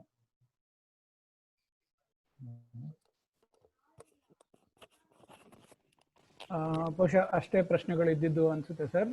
ಇದು ಬಹಳ ಮಾಹಿತಿಪೂರ್ಣವಾದ ಒಂದು ಸೆಷನ್ ಆಯಿತು. ಎಷ್ಟೊಂದು ಹೊಸ ವಿಷಯಗಳು ಮತ್ತು ಒಂಥರ ಒಂದು ಅಡ್ವೆಂಚರ್ ಸ್ಟೋರಿ ತರ ನೀವು ಅಲ್ಲಿ ಹೋಗಿ ಯಾವ ರೀತಿನಲ್ಲಿ ಅದನ್ನೆಲ್ಲ ಅನುಭವವನ್ನು ಪಡ್ಕೊಂಡ್ರಿ ಅಂತ ನೀವು ಹೇಳಿದ್ದು, ಅದು ವಿತ್ ಪಿಕ್ಚರ್ಸ್ ಬಹಳ ಚೆನ್ನಾಗಿತ್ತು. ನಮ್ಮ ಈ ಕಾರ್ಯಕ್ರಮಕ್ಕೆ ಬಂದು ಇವತ್ತು ಇದನ್ನ ನೀವು ಪ್ರೆಸೆಂಟೇಶನ್ ಕೊಟ್ಟಿದ್ದಕ್ಕಾಗಿ ನಿಮಗೆ ಕುತೂಹಲಿ ಮತ್ತು ವಿಜ್ಞಾನ ಪ್ರಸಾರ್ ಹಾಗೂ SPYM ಪರವಾಗಿ ನಿಮಗೆ ಕೃತಜ್ಞತೆಗಳು. ಇಷ್ಟು ಹೊತ್ತು ನಮ್ಮ ಜೊತೆ ಇದ್ದ ಎಲ್ಲ ಪಾರ್ಟಿಸಿಪೆಂಟ್ಸ್ಗೆ ಕೂಡ ಧನ್ಯವಾದಗಳು. ಇದೇ ರೀತಿಯಾಗಿ ಮುಂದೆ ಕುತೂಹಲಿ ಆಯೋಜಿಸುವ ಎಲ್ಲ ವೆಬಿನಾರ್ಗಳು ಮತ್ತು ಇನ್ನಿತರ ಕಾರ್ಯಕ್ರಮಗಳಿಗೂ ನಿಮ್ಮ ಬೆಂಬಲ ಹೀಗೆ ಇರಲಿ ಅಂತ ಕೇಳ್ಕೊಳ್ತಾ ಈ ಕಾರ್ಯಕ್ರಮನ ಇಲ್ಲಿಗೆ ಮುಗಿಸೋಣ. ನಿಮ್ಮೆಲ್ರಿಗೂ ಧನ್ಯವಾದಗಳು. ನಮಸ್ಕಾರ. Thank you.